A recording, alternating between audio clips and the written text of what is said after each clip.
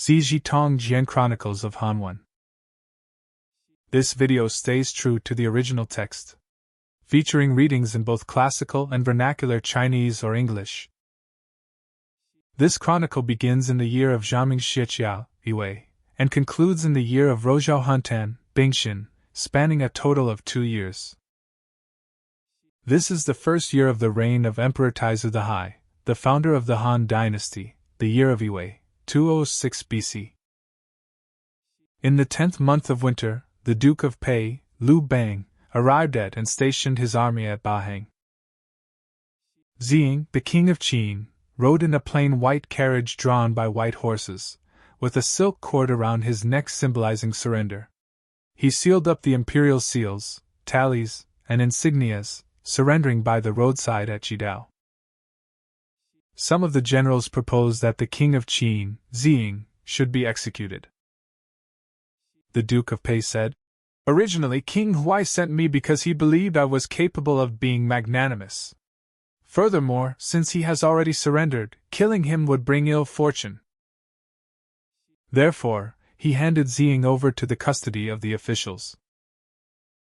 Jia Yi commented, "With a mere small territory, Qin attained the supreme power of 10,000 chariots, commanding the 8 provinces and making its former equals pay court. After over 100 years, it took the whole world as its home and used the mountains of Yao and the pass of Hanggu as its palace walls. A single commoner rose in revolt, and the imperial ancestral temples crumbled. The ruler died at the hands of others and became the laughingstock of the world. Why was this so? It was because benevolence and righteousness were not applied, and thus the strategic position of offense and defense had shifted. When the Duke of Pei entered Xianyang from the west, the generals all rushed to the treasuries of gold and silk to divide the riches among themselves. Xiao He alone went first to the Prime Minister's office to collect and preserve the maps and official records of Qin. Because of this, the Duke of Pei gained detailed knowledge of the strategic passes, population figures, and the strengths and weaknesses of different regions across the land. The Duke of Pei saw the Qin palaces, ornate hangings, fine dogs and horses, precious treasures, and thousands of women, and he felt a desire to stay and reside there. Fan Kuai admonished him, saying, "Does the Duke of Pei wish to possess the whole world, or merely to be a wealthy old man? All these luxurious things are exactly what brought about Qin's downfall. What use are they to you? I beg you to return to Bahang immediately and not stay in the palace." The Duke of Pei would not listen. Zhang Liang said, "It is because Qin was unprincipled that the Duke of Pei has been able to reach this point. Since you are removing remnants and villains for the sake of the world, you should adopt plain white mourning garments as your standard. Now, having just entered Qin, you immediately settle into its pleasures. This is what is called helping Jie to do evil. Moreover, faithful words are offensive to the ear but beneficial to conduct, just as good medicine is bitter to the mouth but beneficial to illness. I urge the Duke of Pei to listen to Fan Kuai's words." The Duke of Pei then returned his army to Bahang. In the 11th month, the Duke of Pei summoned all the elders and prominent figures of the various counties and said to them, "Elders, you have suffered long under the harsh laws of Qin. I made an agreement with the feudal lords that whoever entered the pass first should rule over it as king. Therefore, I should be the king of Guanzhong. I make a compact of only 3 laws with you elders: he who kills shall die, and he who wounds another or steals shall be punished according to the crime. All other Qin laws are completely abolished. All officials and commoners shall remain in their positions and live as they did before. The reason I have come here is to rid the elders of harm, not to engage in aggression or violence. Do not be afraid. Furthermore, the reason I have returned my army to Bahang is to wait for the arrival of the other lords so that we can establish long-term regulations together." He then sent messengers accompanied by Qin officials to travel through the counties, townships, and villages to inform the people of his proclamations. The people of Qin were overjoyed. They vied with one another to bring oxen, sheep, wine, and food to treat the soldiers. The Duke of Pei repeatedly declined their gifts, saying, "The granaries are full, and we are not in need. I do not wish to be a burden to the people." The people became even more delighted, fearing only that the Duke of Pei would not become the king of Qin. After Xiang Yu had pacified the region north of the Yellow River, he led the armies of the various lords to march west and enter the pass. Prior to this, when the officers, soldiers, laborers, and garrison troops of the various lords passed through the Qin territory, the local Qin officers and soldiers often treated them disrespectfully. When Zhang Han surrendered his Qin army to the feudal lords, the officers and soldiers of the lords took advantage of their victory to treat the Qin soldiers like slaves and frequently insulted and humiliated them. The Qin officers and soldiers were full of resentment, and whispered among themselves, "General Zhang Han and the others deceived us into surrendering to the lords. If we can enter the pass and crush Qin now, that would be great. But if we cannot, and the lords take us captive and move east, the Qin government will surely execute all our parents, wives, and children. What shall we do then?" The generals caught wind of these discussions and reported them to Xiang Yu. Xiang Yu summoned Qin Bu and General Pu to deliberate, saying, "The Qin officers and soldiers are still numerous, and their hearts are not submissive. If they refuse to obey once we reach the pass, our situation will surely be in peril. It would be better to strike and kill them, and only take Zhang Han, Chief Secretary Xian, and Commandant Yi with us into Qin." Consequently, the Chu army launched a night attack and buried alive more than 200,000 Qin soldiers south of Sinan City. At that time, a sharp-eyed counselor quietly whispered a suggestion to Liu Bang. "The land of Qin in Guanzhong is a treasure trove of nature. Its richness is 10 times that of the rest of the world, and its terrain is exceptionally formidable and strong, a true foundation for an emperor. I have heard that Xiang Yu has already titled the Qin general Zhang Han as the king of Yong to rule over Guanzhong. Now Xiang Yu's massive army is surging toward us like a tidal wave. Once he arrives, I fear you will no longer be able to hold this magnificent territory. You should immediately dispatch elite troops to guard Hanga Pass with their lives, and never let a single soldier of the allied lords enter. Meanwhile, recruit soldiers across Guanzhong to strengthen your own forces and stand against Xiang Yu." Upon hearing this, Liu Bang deeply agreed, feeling that the strategy hit the mark, and thus he fully adopted it and put it into action. Not long after, Xiang Yu arrived at the foot of Hanga Pass leading his mighty cavalry, only to find the heavy gates tightly shut, radiating a chilling aura of resistance. When Xiang Yu heard that Liu Bang had already taken the lead in pacifying Guanzhong, he flew into a murderous rage. He roared orders for fierce generals like Qing Bu to lead a forceful assault, violently smashing open the gates of Hanga Pass. In the cold 12th lunar month, Xiang Yu's iron tide of troops drove deep into the territory, reaching and stationing at the Shi River area, their cold armor glinting with a terrifying chill under the winter sun. Liu Bang's left marshal, Chao Wushang, seeing which way the wind blew, secretly sent a messenger to inform Xiang Yu. Liu Bang is ambitiously planning to crown himself king of Guanzhong, intends to appoint the surrendered King Ziying of Qin as his prime minister, and seeks to claim all of Qin's rare treasures for himself. The reason Chao Wushang sold his soul was simply to beg Xiang Yu for a generous reward and a prominent title in exchange for this information. Hearing this, Xiang Yu flew into a towering rage and immediately ordered a grand feast to reward his entire army, setting a date for the following dawn to launch a devastating all-out assault on Liu Bang's forces. At that time, Xiang Yu commanded 400,000 battle-hardened troops, though they claimed a force of 1,000,000. They were stationed at Hongmen in Xinfeng, their banners blotting out the sun and an aura of slaughter filling the air.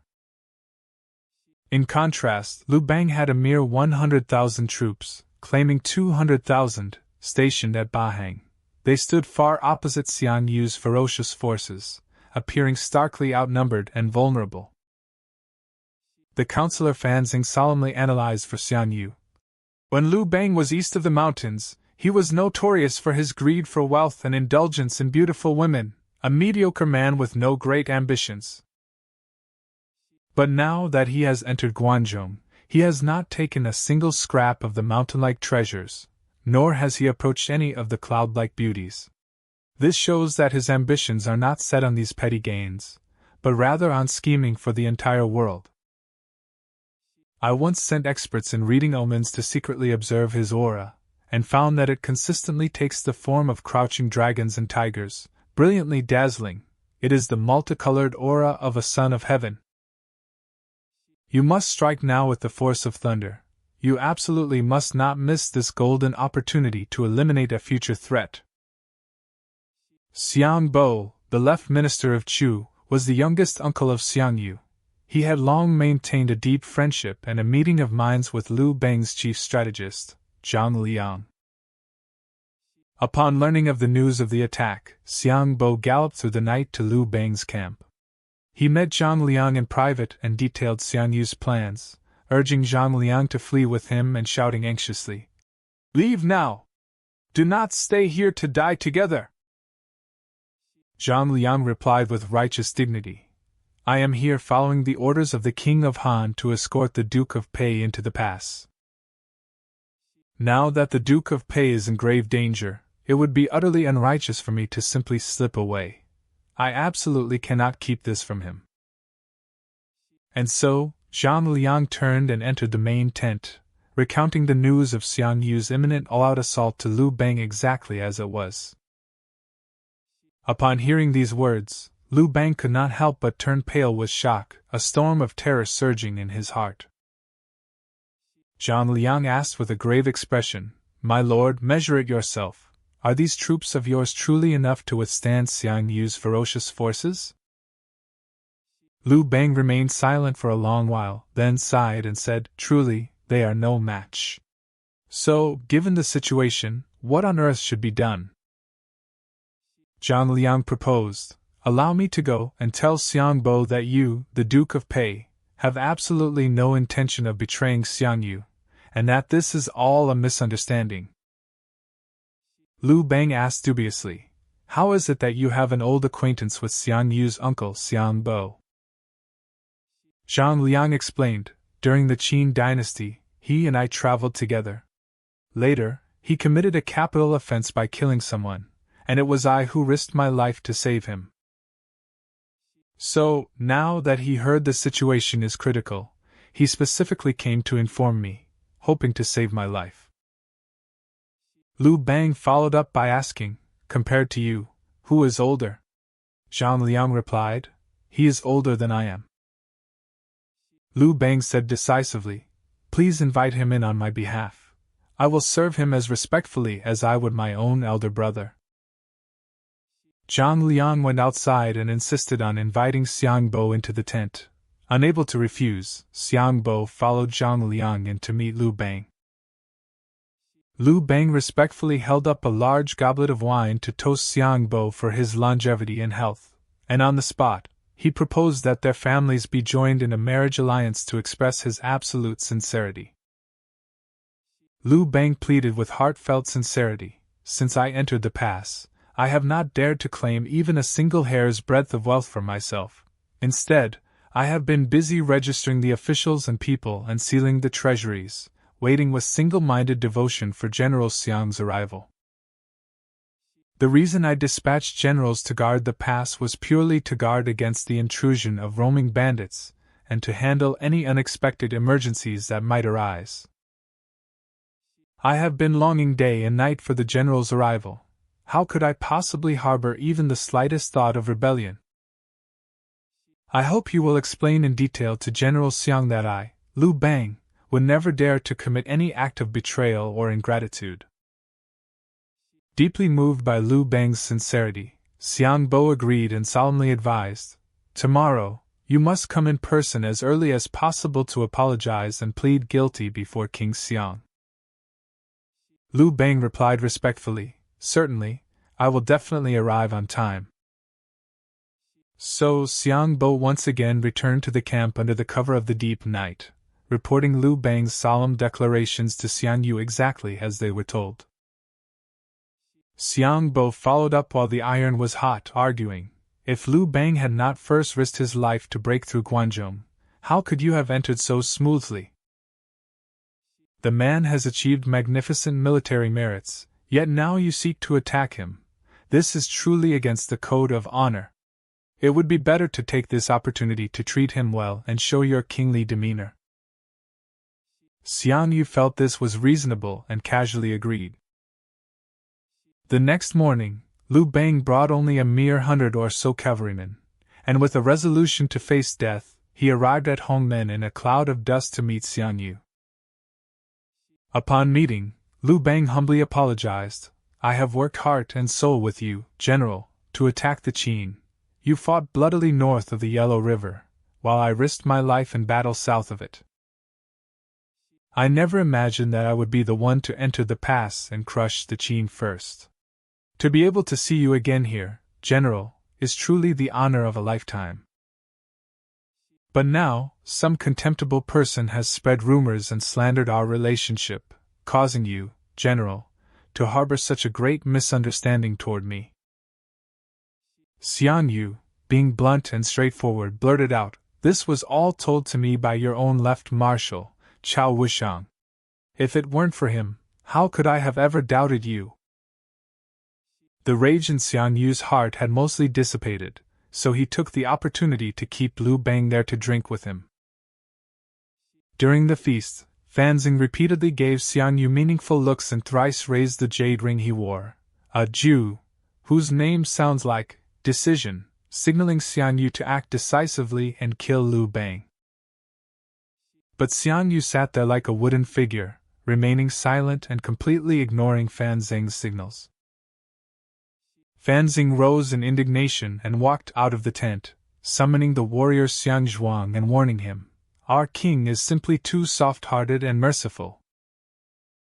In a moment, you go inside to offer a toast. Once the toast is finished, propose a sword dance for entertainment. Use that chance to strike Liu Bang at his seat and kill him.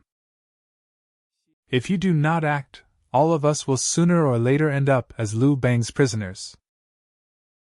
Xiang Zhuang followed the plan, entered the tent, and offered a toast. When finished, he loudly proposed, "There is little entertainment in a military camp. Allow me to perform a sword dance to liven things up, shall I?" Xiang Yu carelessly consented, "Granted."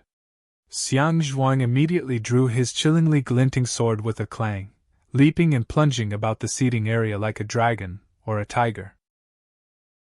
Sensing something was wrong, Xiang Bo also hurriedly drew his sword and began to dance. He consistently shielded Liu Bang with his own body, like an eagle spreading its wings to protect a chick, leaving Xiang Zhuang with no opening to strike. At this extremely critical moment, Zhang Liang quietly stood up, walked quickly to the outer gate of the Chu army camp, and met the fierce General Fan Kuai, who was waiting anxiously. Seeing Zhang Liang, Fan Kuai immediately asked with a grave and urgent expression, "How is the situation at the banquet today?" With furrowed brows, Zhang Liang lowered his voice and said, "Right now, Xiang Zhuang has drawn his sword and is performing a dance. His murderous intent is clearly aimed at finding an opportunity to assassinate the Duke of Pei." Hearing this, Fan Kuai flew into a rage and shouted, "The situation has reached such a critical point. Please allow me to charge in immediately. I will share life and death with the Duke of Pei and fight them to the bitter end." As soon as he finished speaking, Fan Kuai immediately wore his sharp sword at his waist, tightly gripped his heavy shield with both hands, and charged toward the central command tent like an enraged lion. Seeing this, the armed guards at the entrance of the Chu camp tried to step forward to block his entry. Fan Kuai suddenly turned sideways and viciously rammed them with his massive shield, instantly knocking the guards flying and sending them sprawling on the ground. Fan Kuai thus forced his way in, tore open the gorgeous curtains, and stood there like an iron tower. He glared fiercely with wide, bell-like eyes directly at Xiang Yu. His anger was so intense that every single strand of his hair stood straight up, and the corners of his eyes nearly split open. Shocked by this sudden, overwhelming aura, Xiang Yu instinctively grasped the hilt of his sword, knelt on both knees while straightening his upper body in a highly defensive posture, and sharply demanded, "Who is this guest?" Zhang Liang calmly stepped forward and introduced, "This is the Duke of Pei's personal bodyguard general, named Fan Kuai." Seeing him so majestic, Xiang Yu's feeling of heroes appreciating heroes arose spontaneously, and he loudly praised, "What a heroic warrior! Men, reward him with a large goblet of fine wine." His subordinates immediately brought over a massive vessel capable of holding a full dou of wine and handed it to Fan Kuai. Showing no fear, Fan Kuai respectfully kowtowed in thanks, then abruptly stood up, and while standing heroically, he gulped down the massive cup of strong wine in one breath. Seeing this, Xiang Yu grew even more excited and ordered loudly, "What a great capacity for liquor! Reward him with a piece of pork shoulder from the front leg." However, the Chu soldiers deliberately made things difficult by handing him a bloody, completely raw piece of pork shoulder meat. Without changing his expression, Fan Kuai simply laid his large shield flat on the ground to use as a chopping block, placed the bloody raw pork on it, drew his sharp sword, cut it into large chunks, and chewed it ravenously as if swallowing it whole. Xiang Yu was completely won over by the spirit. With eyes full of astonishment and a hint of respect, he asked, "Warrior, can you drink another cup?" Fueled by the alcohol, Fan Kuai answered with a voice like a booming bell, "I, Fan Kuai, do not even fear death. How could a mere large goblet of wine be worth declining?" That tyrannical state of Qin possessed the vicious heart of tigers and wolves. They slaughtered the common people as if terrified they could not kill them all, and tortured them as if terrified the punishments would not be enough. Therefore, the people of the whole world rebelled against it. Initially, King Huai of Chu made a solemn covenant with all the rebel generals. Whoever defeats the Qin army and enters the capital Xianyang first shall be crowned king over it. Now, having narrowly escaped death, the Duke of Pei was the first to defeat Qin and enter Xianyang. Yet, facing mountain-like treasures, he dared not claim even a single hair for himself. Instead, he consciously withdrew his army to camp at Bahang, waiting day and night for your arrival, General. The Duke of Pei has endured such immense hardships and achieved such unparalleled merits, yet he has received no reward of titles or lands. Instead, you listen to the slander of despicable petty men and desire to execute a meritorious minister. This action is simply a continuation of the doomed Qin dynasty's tyranny. Privately, I feel this is unworthy of you, General, and you absolutely must not adopt such a course." Xiang Yu, left utterly speechless by this righteous and severe condemnation, was stunned for a long time and could not find a single word in rebuttal. Finally, he could only point helplessly to a seat and say, "Sit down!" Fan Kuai gave a cold snort, strode over to Zhang Liang's side, and sat down boldly next to him. Everyone sat for a brief moment with different thoughts in their minds. Lu Bang stood up under the pretext of needing to use the latrine, took the opportunity to signal Fan Kuai with his eyes, and the two quietly exited the suffocating main tent. As soon as they reached a safe area outside the tent, Lu Bang nervously wiped his cold sweat and asked, "We just ran out on an excuse without even a formal goodbye, which is extremely impolite. What on earth should we do about this?" Fan Kuai stomped his feet in anxiety and loudly retorted, "My lord! Right now, they are the chopping knife and block, while we are the fish and meat waiting to be slaughtered. With our lives on the line, why bother saying goodbye?" Lu Bang awakened as if from a dream, made a prompt decision, gritted his teeth, and thus decided to secretly flee this den of tigers and wolves that very night. The Hongmen camp was a full 40 li away from Bahang, where Liu Bang was stationed. To avoid alerting the Chu army, Liu Bang decisively abandoned his eye-catching luxury carriage and large cavalry escort, traveled light, mounted a fast horse alone, and hastily escaped.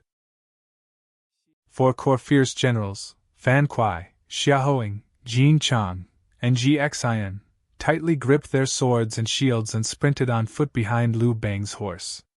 Daring not to take the main road, they ran along the rugged foot of Mount Li, specifically taking the secluded and hidden winding paths through Jiang, rushing frantically back to Bahang.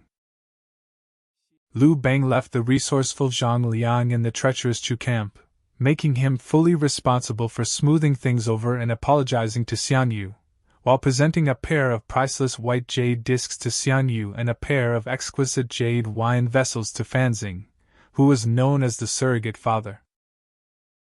Before leaving, Liu Bang held Zhang Liang's hand and instructed, "Following this hidden path back to our camp is no more than 20 li. Estimate the time here.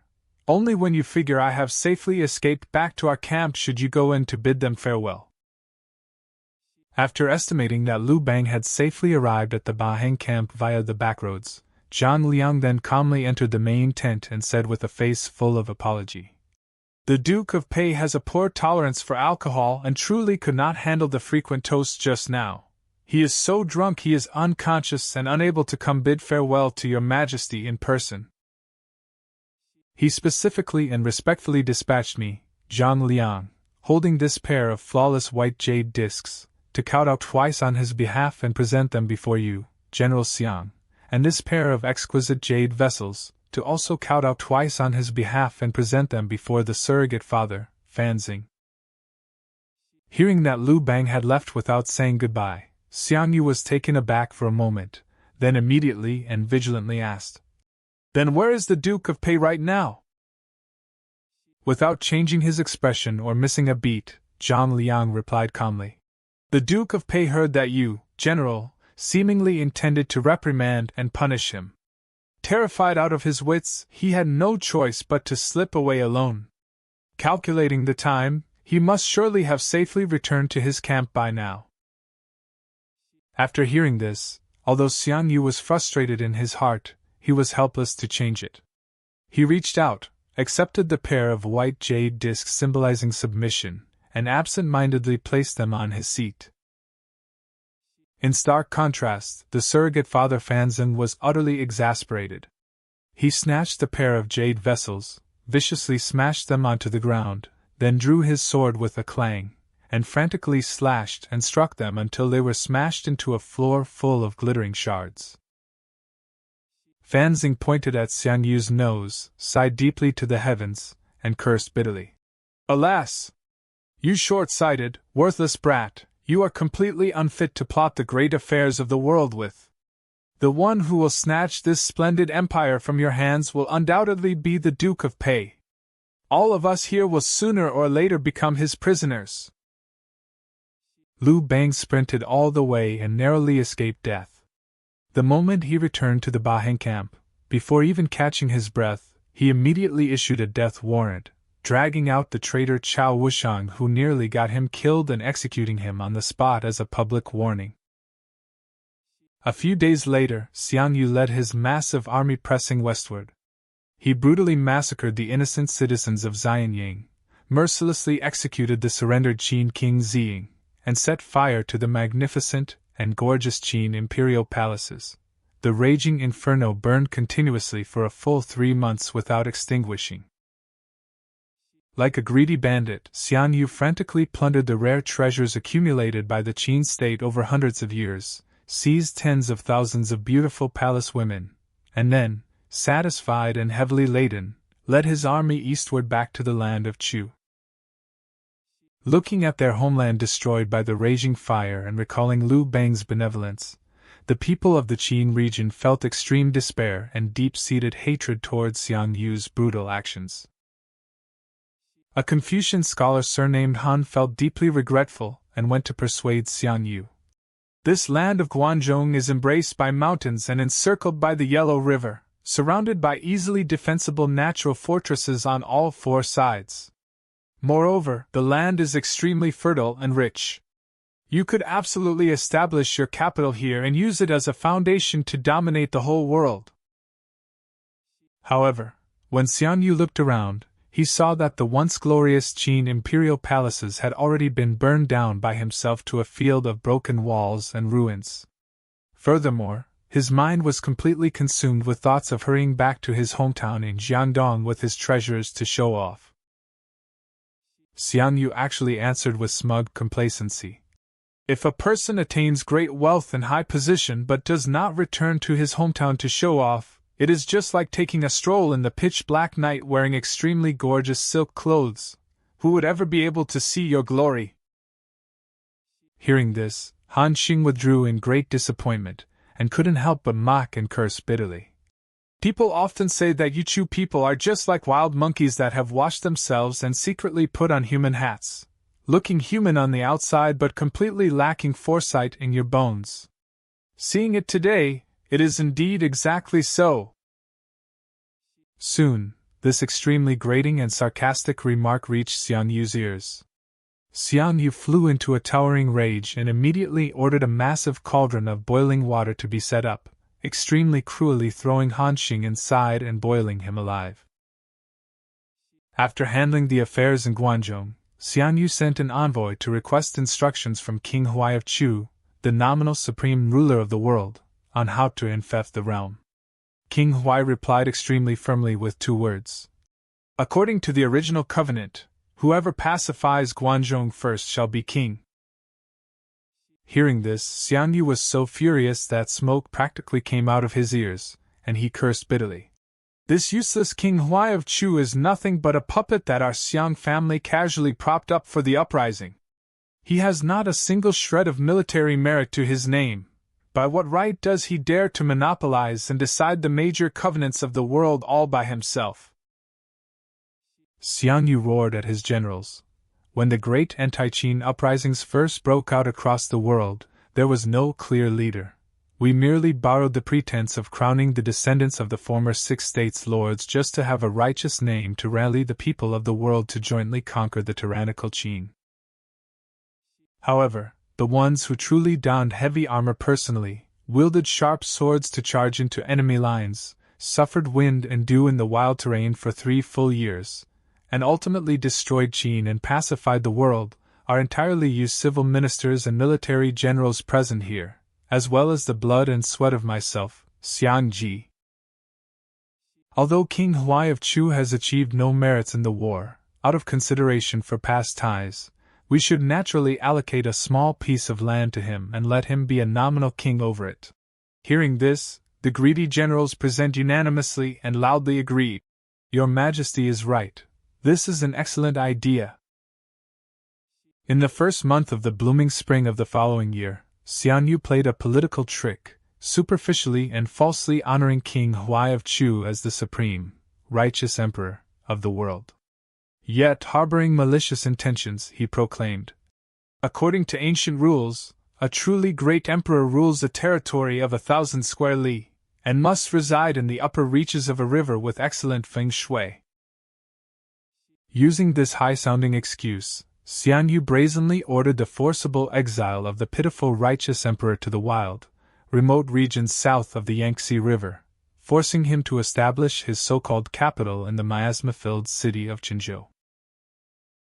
In the chilly awakening of the 2nd lunar month, the arrogant Xian Yu, wielding absolute power over life and death, commenced his history-altering division of spoils, recklessly carving up the world's magnificent landscapes to crown the various generals who had fought alongside him as regional kings. With extreme conceit, Xian Yu crowned himself the majestic and awe-inspiring hegemon king of Western Chu, arrogantly ruling over the exceptionally fertile and affluent Nyan commanderies of the former Liang and Chu territories, and established his grand capital in his hometown of Pengcheng. Deep down, Xian Yu and his shrewd counselor Fanzing harbored a venomous, snake-like suspicion toward the Duke of Pei. However, since they had ostensibly reconciled at the Hongmen banquet, and Xian Yu vehemently loathed the infamy of breaking the sacred first to enter the past becomes king covenant, the two spun a treacherous web in the shadows.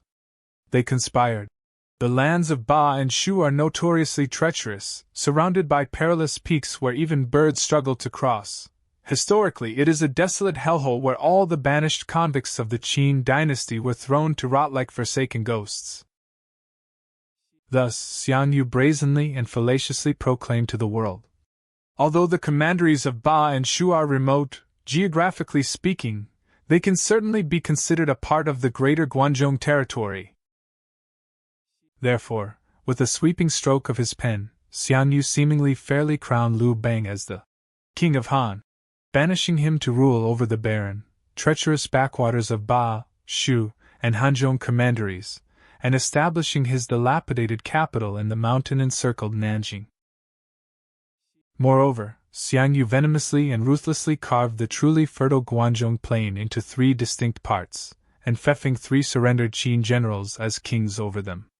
His vain attempt was to use them to build a wall of flesh and blood, completely and impenetrably blocking any future eastern escape or expansion route for the king of Han, Liu Bang. The once awe-inspiring Qin commander-in-chief Shang Han was heavily favored and crowned as the king of Yong. He was set high above to brutally rule the vast territories west of the bustling city of Xianyang, establishing his heavily garrisoned capital in Feiqiu. As for the chief secretary named Sima Xian, he had previously served as a minor prison official wielding life and death in the city of Yeyang, and serendipitously bestowed a monumental, life-saving favor upon Xiang Yu's uncle, Xiang Liang. As for the commandant named Dong Yi, it was originally he who fervently lobbied and persuaded his commander Zhang Han to lay down arms and surrender to the Chu army. Therefore, to repay his private debts of gratitude, Xiang Yu made a sweeping gesture and crowned Sima Xian as the king of Xi, granting him rule over the vast lands stretching from east of Xianyang all the way to the surging Yellow River, and gloriously establishing his capital in his old stomping ground of Yeyang. Simultaneously, he crowned Dong Yi as the king of Zhai, ordering him to rule the bitterly cold northern Shang commandery with heavy forces, majestically establishing his capital in the city of Gaonu. The greedy Xiang Yu dreamed obsessively of personally seizing the lush and fertile lands of the Liang state for himself. Thus, he tyrannically and unreasonably drove out the legitimate king of Wei, Wei Bao, demoting and forcibly relocating him as the king of Western Wei, making him rule the relatively barren regions east of the Yellow River, and grudgingly establishing his capital in Pingyang. That fellow Xingyang from Shechio was originally just a highly favored sycophant of the powerful Zhao minister Zhang Yi. However, through sheer luck, he was the first to militarily conquer the Hunan commandery and obsequiously welcomed Xiang Yu's mighty Chu army on the banks of the Yellow River. Therefore, a highly pleased Xiang Yu exceptionally crowned Xingyang as the king of Hunan, allowing him to smugly establish his capital in the eternally prosperous city of Luoyang. The monarch of Han, Han Chun, lacking any earth-shattering military achievements, could only luckily rely on the historical pretext of his former ruined capital, continuing to grudgingly rule from Yangdi. The bloodthirsty fierce general of the Zhao state, Sima Ang, had used an iron fist to pacify the Henei region north of the Yellow River and repeatedly fought bloody battles to achieve illustrious military merits. Therefore, rewarding him for his deeds, Xiang Yu crowned him as the king of Yin, sending him to rule the vast lands of Henei and majestically establishing his capital in the ancient Shang dynasty capital of Zhaoge. Next, Xiang Yu brutally deposed the originally legitimate monarch of Zhao, Zhao Xie, demoting and exiling him to the bitter north to serve as the king of the freezing Dai region. The immensely powerful prime minister of the Zhao state, Zhang Yi, was widely regarded across the realm as extremely virtuous and prestigious. Furthermore, he astutely followed Xiang Yu's massive army like a shadow all the way through Hanga Pass. Thus, returning the favor, Xiang Yu crowned Zhang Yi as the highly influential king of Changshan, allowing him to usurp the nest and rule the most core and fertile lands of Zhao, establishing his political center in Xianghua. The terrifying Yingbu, holding the title Lord of Dangyang with a tattooed face like a descending god of slaughter, served as the most ferocious and invincible vanguard of the Chu army. In countless gruesome, blood-soaked battles, his military merits consistently ranked first, outshining the entire army. Thus, taking it for granted, Xian Yu heavily rewarded him, crowning Ying Bu as the regional warlord king of Zhejiang, and majestically establishing his capital in the 6 counties. Lord Fan, Wu Rui, who had served as the magistrate of Fanyang, led the fierce barbarian troops of the Baiwa tribes to vigorously assist the various allied lords in their war against Qin. Furthermore, he closely shadowed Xian Yu's massive army all the way into the Guangzhou region. Therefore, to woo the southern powers, Xian Yu crowned Wu Rui as the guardian king of Hengshan, establishing his capital in the riverside city of Zhu. Gong Ao, who nominally held the highest military rank of pillar of state under the puppet righteous emperor, personally led a massive army to fiercely assault the strategic stronghold of Nan Commandery, accumulating immense military merits. Consequently, Xian Yu went along with the flow, crowning Gong Ao as the king of Linjiang and letting him prosperously establish his capital in the city of Jiangling.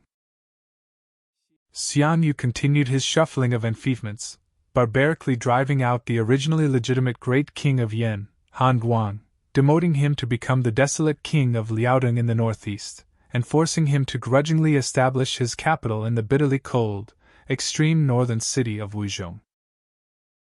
Meanwhile, the highly ambitious Yen general Zhang Tu, simply because he had followed the Chu army to rescue the Zhao state, and subsequently obsequiously shadowed Xiang Yu all the way into Hanga Pass, successfully usurped the nest. He was heavily rewarded by Xiang Yu, crowned as the wildly powerful king of Yen, and tyrannically established his capital in the absolute core of the Yen territory, the city of Ji. With the same tyrannical unreasonableness, Xian Yu stripped the former great king of Qi, Tian Shi, of his rightful throne, forcibly relocating and demoting him to become the king of Jiaodong on the remote seaside, forcing him to establish his capital in disgrace in the city of Jimo. As for the mutinous Qi general Tian Du, simply because he had once followed the mighty Chu army to rescue Zhao and then, like a lapdog, shadowed Xian Yu into the Guangzhou plain, he was immediately field promoted by Xian Yu. Crowned as the new king of Qi, he strutted his stuff and majestically established his capital in the world-renowned, bustling metropolis of Lingzi. Back when Xian Yu had just led his massive army across the Yellow River to engage in bloody battles to rescue Zhao, the Qi nobleman Tian seized the opportunity to conquer several cities north of the Ji River. Possessing great foresight, he then led his elite troops and fierce generals to completely defect and surrender to Xian Yu.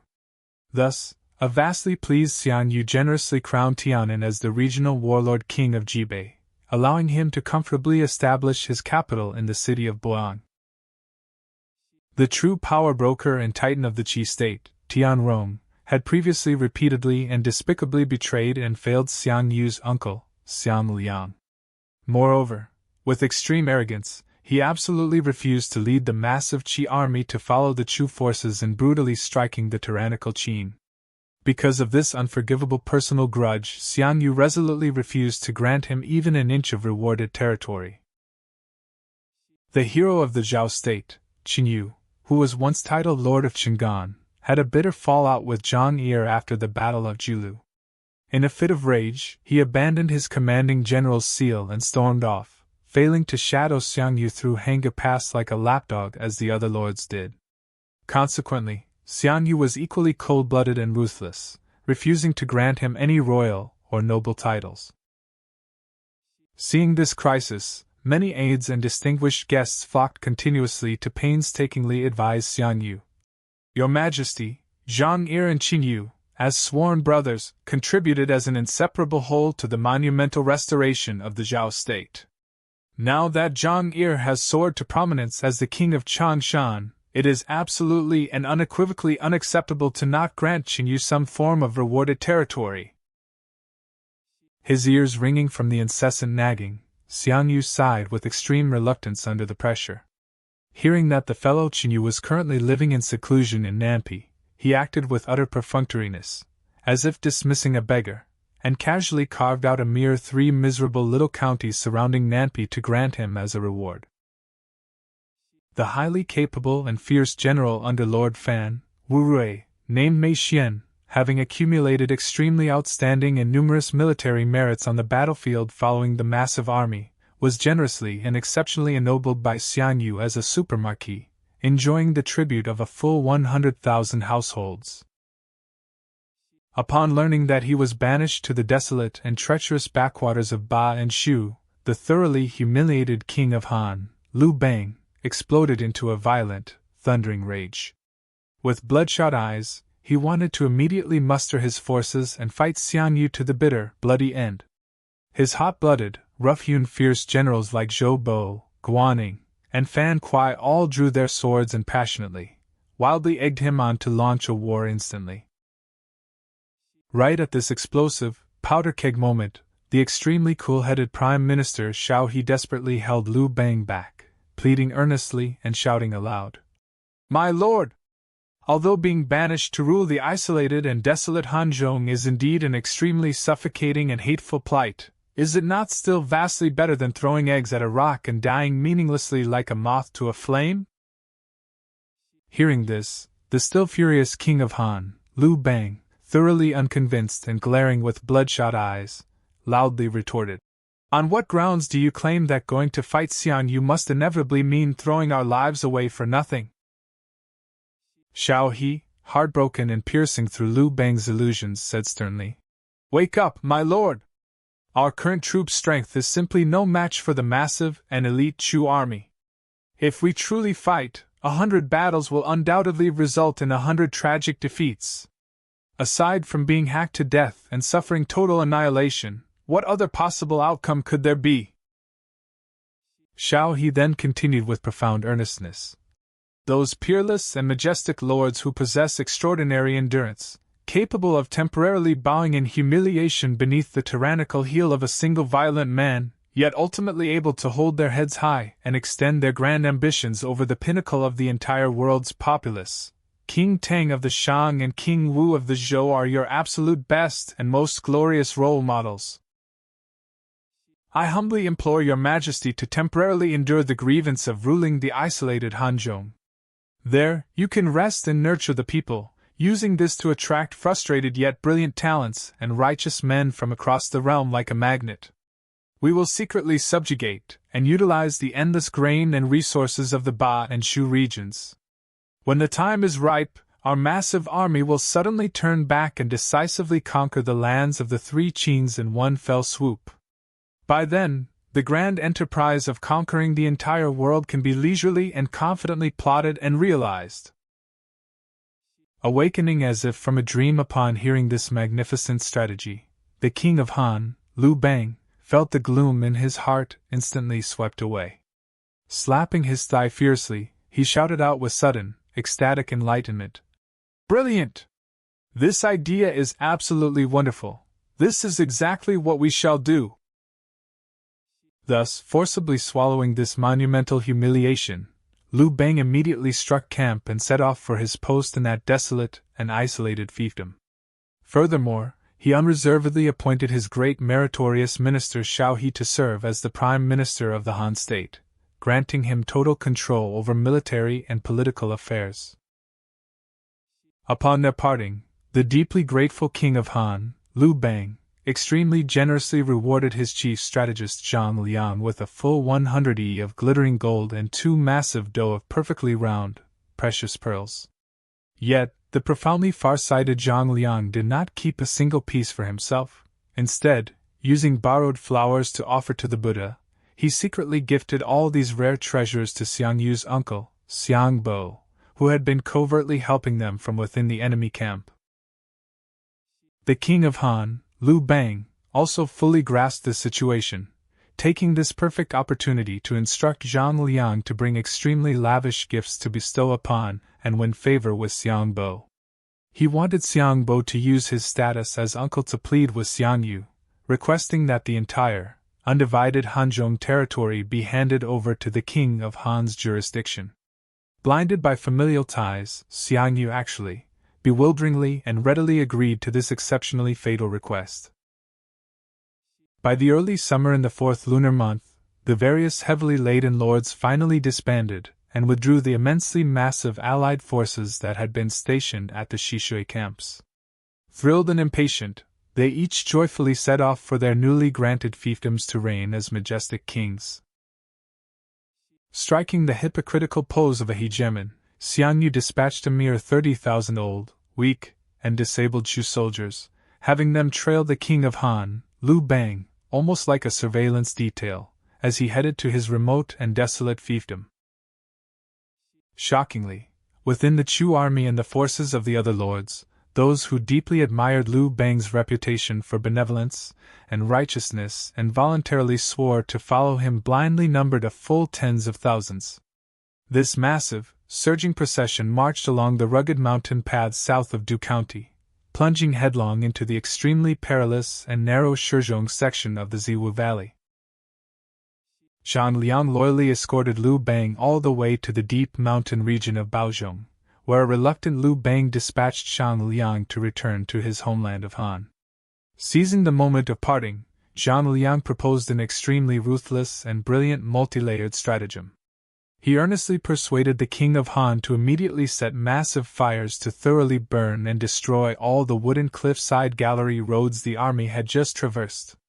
Firstly, this would serve as a strict defense against any sneak attack troops the other lords might send. Secondly, and more importantly, by using these towering flames for all the world to see, it would completely paralyze Xiang Yu's suspicions, proving that Liu Bang was content to rot in the mountains and harbored absolutely zero ambition or intention to ever march east to contest the Central Plains again. When the Qi warlord Tianrong heard that the meddling Xiang Yu had forcibly relocated and exiled the legitimate king of Qi, Tianshi, to the remote and windswept Jiaodong, and even more infuriatingly, had crowned the treacherous turncoat Tian Du as the exalted new king of Qi, Tianrong instantly flew into a thunderous, explosive rage, nearly flipping his tables in fury. In the scorching summer heat of the 5th lunar month, Tianrong decisively mobilized a massive army. Furiously rejecting Xiang Yu's enfeoffment, he brutally attacked the traitor Tian Du with overwhelming force. The spineless Tian Du simply could not withstand the assault. Terrified out of his wits, he fled in a stumbling panic like a stray dog, running straight to the Chu state to cling to Xiang Yu's coattails for protection.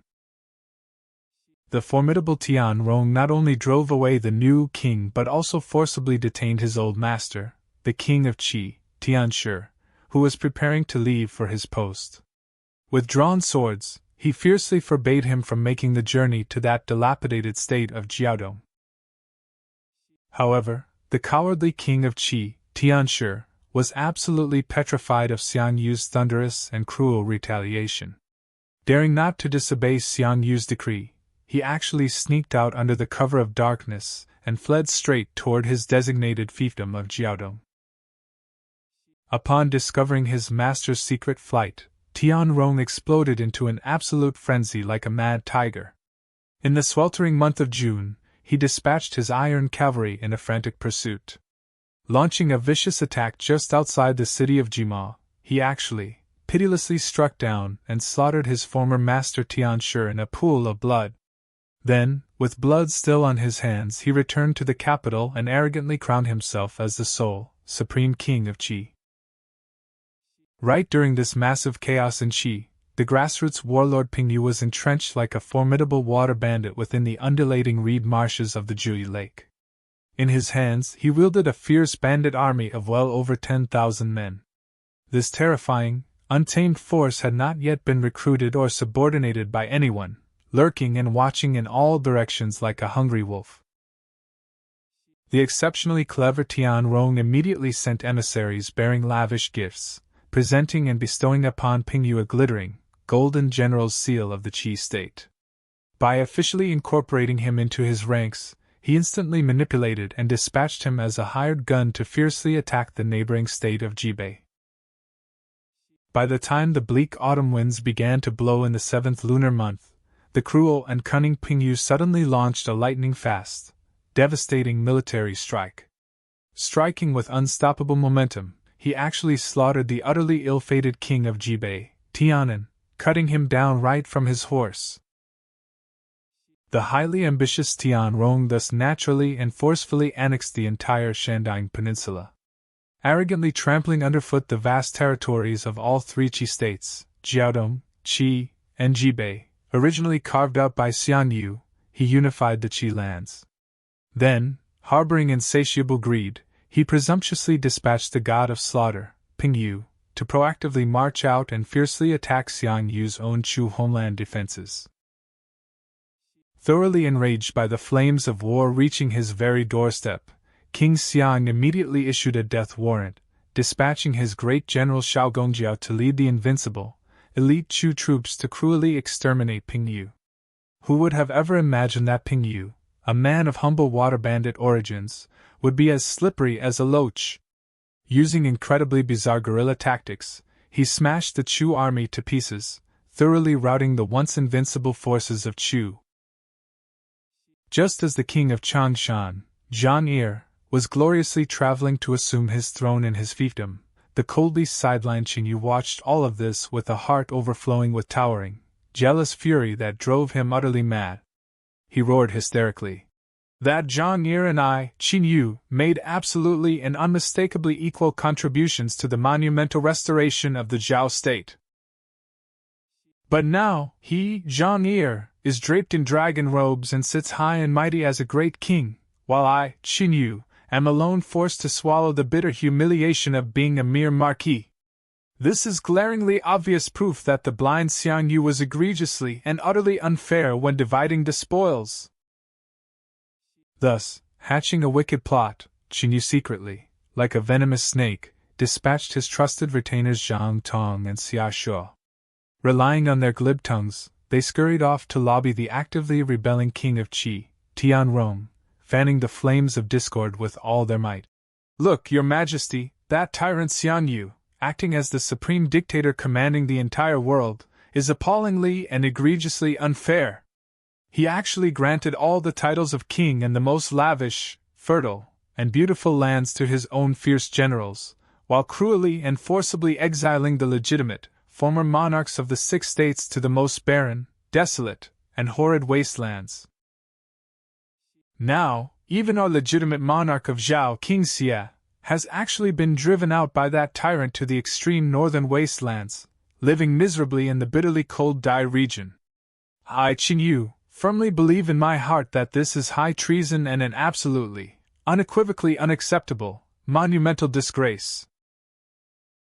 I was overjoyed to hear that your majesty has already majestically raised a righteous army in the Qi state to rebel against Xiang Yu's tyranny. Your profoundly righteous act of absolutely refusing to blindly obey an unrighteous man makes the blood of people all over the world boil with immense admiration. Therefore, I desperately and eagerly implore your majesty to draw your sword and help, generously funding and lending me, Qingyu, a detachment of elite fierce troops. Allow me to launch a thunderous strike to crush the usurping king of Changshan, Zhang Yi, and majestically welcome back and restore our legitimate king of Zhao.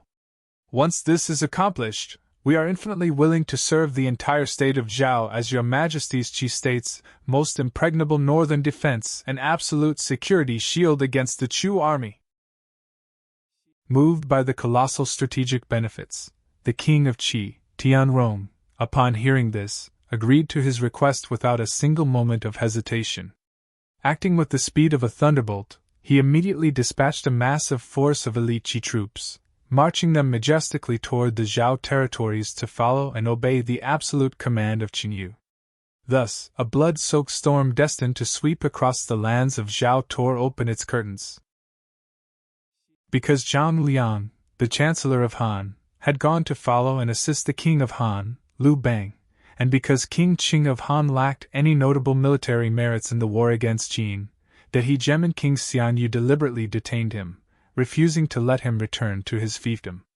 Xian Yu forcibly brought King Qing along to the Chu capital of Pengcheng, subsequently stripped him of his royal title, and demoted him to the lowly Marquis of Rang. Not long after, Xian Yu ruthlessly and secretly had him assassinated. Originally, in the region of Huayin, there was a young man named Han Axian. His family was extremely destitute, and lacking proper conduct and reputation, he could never be recommended or selected to serve as a minor local official. Furthermore, he was utterly incapable of managing a livelihood through trade or commerce. Consequently, he had to brazenly rely on others like a parasite, constantly scrounging for food and drink, causing the vast majority of his neighbors to deeply despise and disdain him. One day, Han Xian, starving and completely lethargic, was fishing listlessly beneath the walls of Huayin City. An elderly woman, who was washing silk by the riverbank, saw how pitifully famished and emaciated Han Xian looked. Moved by deep compassion, she took out her own meal and fed him. Having filled his stomach, Han Xian was overwhelmingly moved and delighted in his heart. He looked up and, with a firm gaze, promised the elderly woman, "Auntie, I have memorized your kindness. When I rise to greatness in the future, I will absolutely repay you with extremely heavy and lavish wealth." To his surprise, instead of being pleased, the elderly woman angrily scolded him.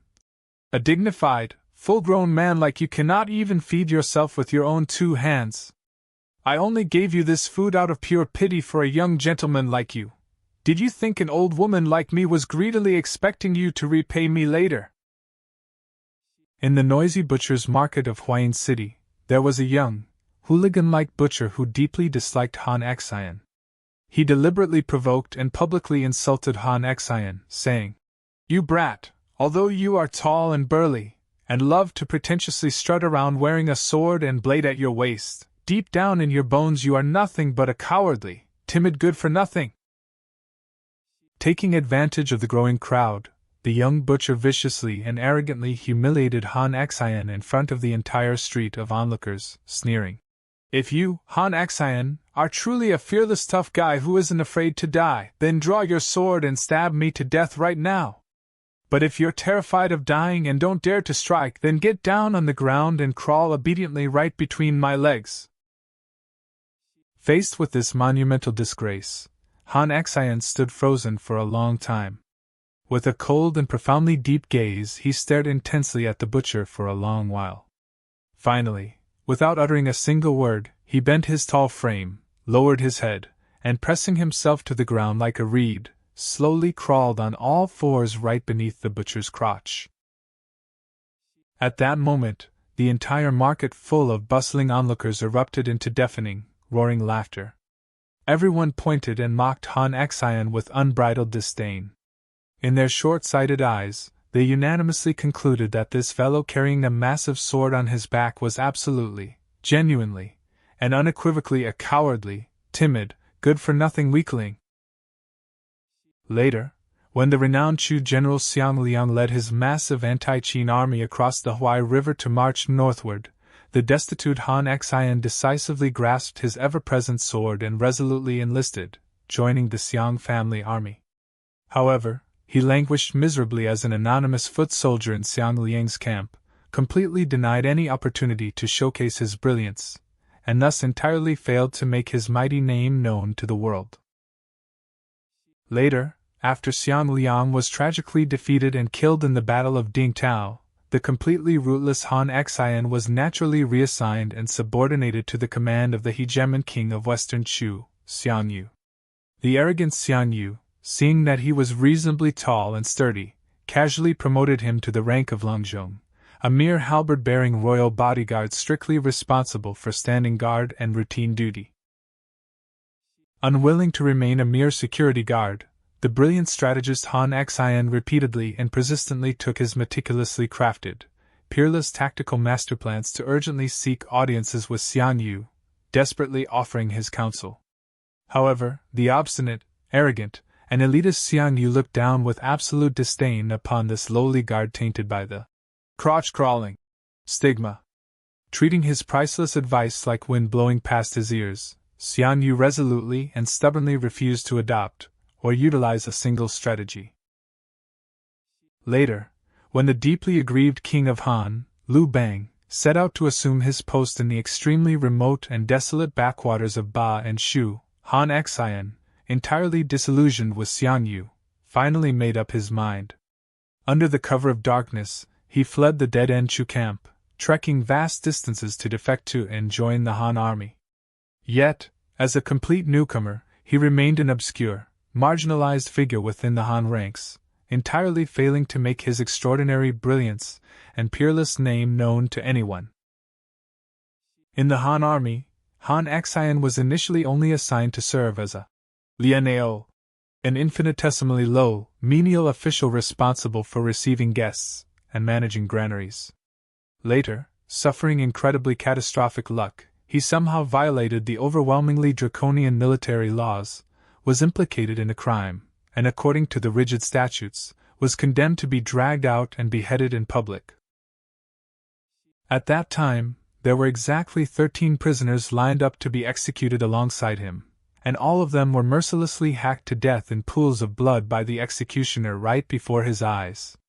Watching the blood-soaked executioner's blade finally advance, one by one, to Han Xian at the very end of the line, Han Xian, at this absolute threshold of life and death, did not shed a single tear or beg for mercy.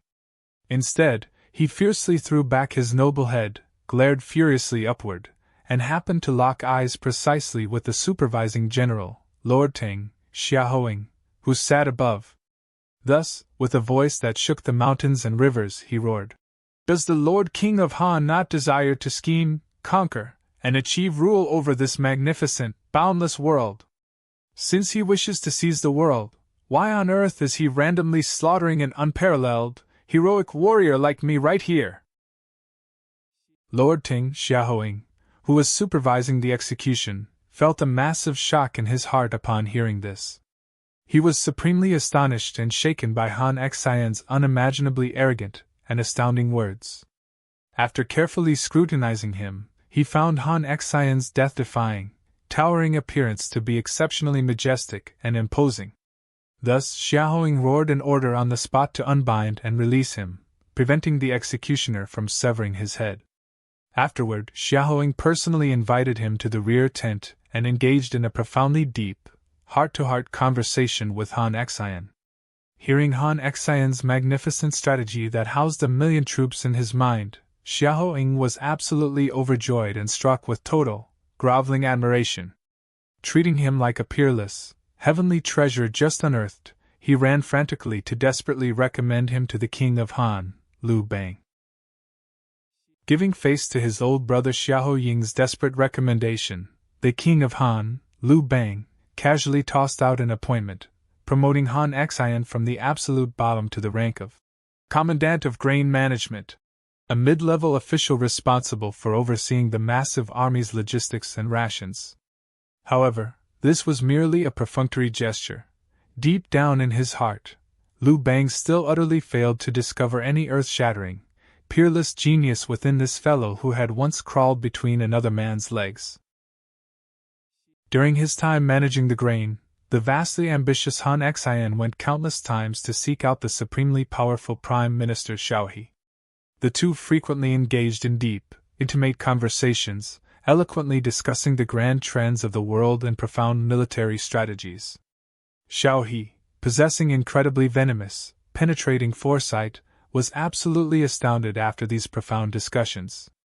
He was struck as if seeing a heavenly being, completely shaken and brought to his knees by the earth-shattering, ghostly brilliance of the peerless genius hidden within Han Xian's mind.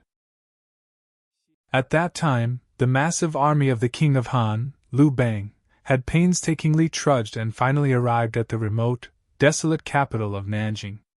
The fierce generals under his command, as well as the hundreds of thousands of soldiers from east of the pass, all sang bleak, melancholic Chu songs from their homeland in the dead of night. They sang to express the desperate, agonizing yearning buried deep in their hearts, dreaming of marching east and fighting their way back home. Unable to endure this suffocating torment of despair, an incredibly terrifying wave of desertion broke out. An enormous number of people actually risked the penalty of beheading, secretly slipping away and deserting along the treacherous, rugged mountain paths. The immensely proud and arrogant Han Xian secretly pondered and calculated in his heart. Prime Minister Xiaohe and others must have already desperately and repeatedly recommended me to the king of Han. Yet, that blind king of Han, Liu Bang, still resolutely refuses to heavily utilize me or promote me to the supreme commander of the army. Thus, in a fit of immense anger and frustration, Han Xian immediately packed his bags, left without a word, joined the surging ranks of deserters, and fled under the cover of night. Prime Minister Xiao He, who regarded Han Xian as a peerless national treasure, suddenly heard his panic-stricken subordinates report that Han Xian had actually deserted in despair. Xiao He was instantly scared out of his wits. In his sheer panic, not even caring to put on his shoes, he had absolutely no time to run to the main tent and report this sky-falling catastrophe to the king of Han, Liu Bang. He recklessly leaped onto a fast horse and rode madly into the freezing moonlight, chasing frantically after Han Xian all night. Very soon, some panic-stricken generals ran to report to the king of Han, Liu Bang, screaming, "Disaster, your majesty! Our Prime Minister Xiao He, the lord who manages the entire grand situation, has actually joined the deserters and fled as well." Upon hearing this, the king of Han, Liu Bang, felt as if struck by a massive thunderbolt and exploded into a state of absolute, towering, and extreme fury. That profound sense of despair and terror felt exactly as if someone had brutally and vividly hacked off his most relied-upon left and right arms, leaving him utterly heartbroken and paralyzed with panic. After enduring a day or two in excruciating, agonizing fear, a mud-splattered and exhausted Xiao He finally returned, dragging Han Xian along, and hurriedly went to seek an audience with the king of Han.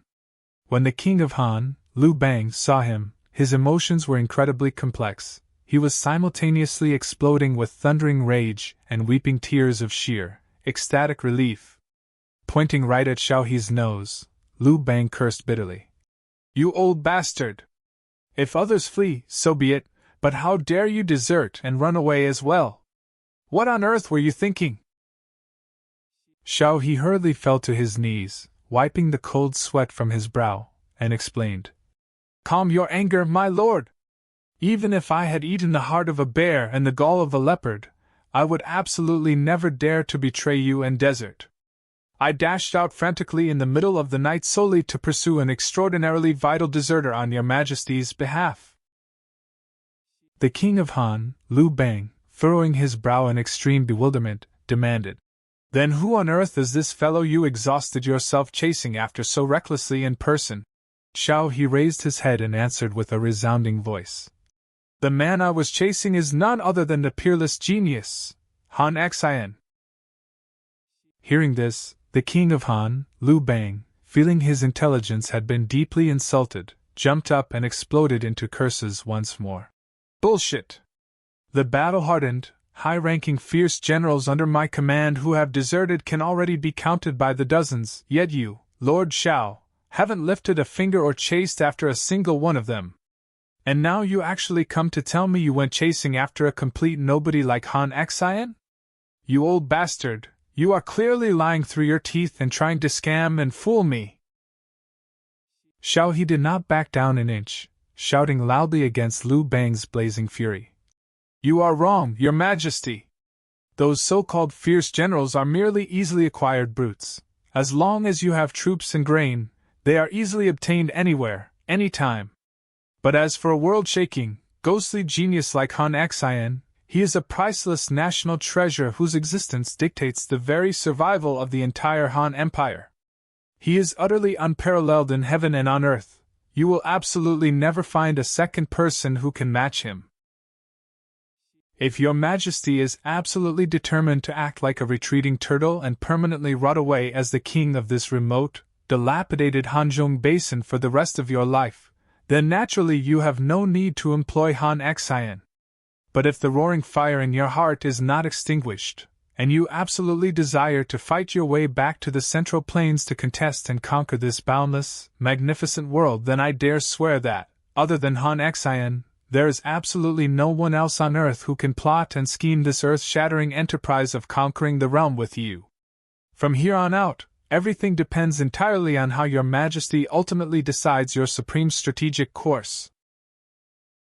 Struck right in his absolute Achilles heel, the king of Han, Liu Bang, roared like a ferocious lion. Of course, deep in my heart, I also dream obsessively of fighting my way back east to contest and conquer the entire world. How could I ever be willing to rot like a prisoner, depressed, suffocated, and despairing in this godforsaken hellhole for the rest of my damn life? Pressing his advantage step by step and staring dead into Liu Bang's eyes, Xiao He said, "Since your Majesty's grand strategic plan is absolutely determined to strike east and seize the world, then if you can now resolve to heavily utilize Han Xian, he will immediately and willingly stay to assist you in achieving absolute hegemony. But if you still refuse to heavily utilize him, then this true god of war will ultimately flee and leave you without a shred of nostalgic hesitation." The king of Han, Liu Bang, gritted his teeth and reluctantly compromised, saying, "Fine. Then today, giving massive face to you, Lord Xiao, I will exceptionally promote and appoint him as a general commanding troops. Will that suffice?" To his surprise, Xiao He still shook his head, extremely dissatisfied, and said, "Your Majesty, although you make him an ordinary general, a profound abyss dragon like Han Xian will still absolutely never stoop to stay for such a minor role." The king of Han, Liu Bang, drew in a deep breath of cold air. Finally pushed into an absolute corner, he gritted his teeth, threw caution completely to the wind, and roared, "Fine. Then let's do it in one fell swoop. I will directly promote and appoint him as the supreme commander of the entire armed forces, the Grand General." Hearing this, Xiao He's eyes instantly filled with tears of agitation, and he shouted in ecstatic rapture, "Brilliant, Your Majesty! That is an unbelievably, massively colossal fortune for our mighty Han Empire and the people of the entire world." As soon as the words left his mouth, the incredibly impatient king of Han, Liu Bang, immediately started shouting loudly, wanting to instantly summon Han Xian and like calling a petty foot soldier. He was preparing to casually and sloppily toss the Grand General's seal to him on the spot and get the appointment over with. Seeing this, Xiao He hurriedly and sternly reached out to stop him, speaking with absolute, grave solemnity. "Your Majesty! Your usual behavior in dealing with people has always been extremely arrogant and completely devoid of imperial rules and etiquette. Now we are talking about solemnly ascending the altar to appoint the most sacred Grand General of the entire army. How can you possibly treat this as casually as shouting at a lowly servant boy? This incredibly disrespectful and demeaning attitude of yours is precisely the core reason that drove Han Xian into absolute inner despair, prompting him to flee and leave in the first place. If your Majesty is truly, ironclad determined to appoint him, you must with the utmost solemnity select an extremely auspicious day. Your Majesty yourself must personally bathe and fast, cutting off all meat, alcohol, and carnal desires. Furthermore, you must construct a towering, sacred command altar and grand plaza right in the center of the military camp, and prepare the complete, supreme, and most majestic ceremonial rites of the Son of Heaven. Only when you elevate your display of respect to this absolute, majestic pinnacle, can you truly proceed to appoint him as your Grand General."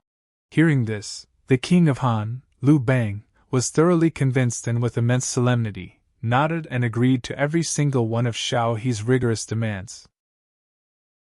Upon hearing the earth-shattering news that the king was building an altar to appoint a Grand General, all the fierce generals throughout the entire army were thrust into a state of extreme, fanatical ecstasy.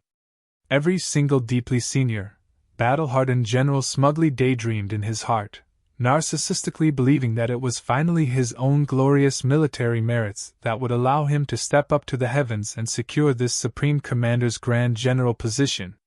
However, when the auspicious day arrived and everyone held their breath as the identity of the mysterious Grand General ascending the altar was truly revealed, they raised their heads and stared dead at the summit. The man standing at the absolute highest point of the sacred altar was actually that bottom-tier, nameless foot soldier who had crawled beneath another man's crotch and had never fought a proper battle in his life, Han Xian. In that split second, the jaws of the entire, 100,000-strong mighty Han army smashed into the ground. Every single person was so extremely, utterly shell-shocked, as if they had seen a ghost in broad daylight, that their minds went completely blank, absolutely unable to believe their own eyes. The solemn and sacred ceremony of appointing Han Xian as the Grand General finally concluded, and the King of Han, Liu Bang, exceedingly respectfully invited this newly emerged supreme commander of the entire army to take the most honorable seat. Full of anticipation, the King of Han, Liu Bang, asked, "Prime Minister Xiao He has highly praised your world-shaking talents before me countless times.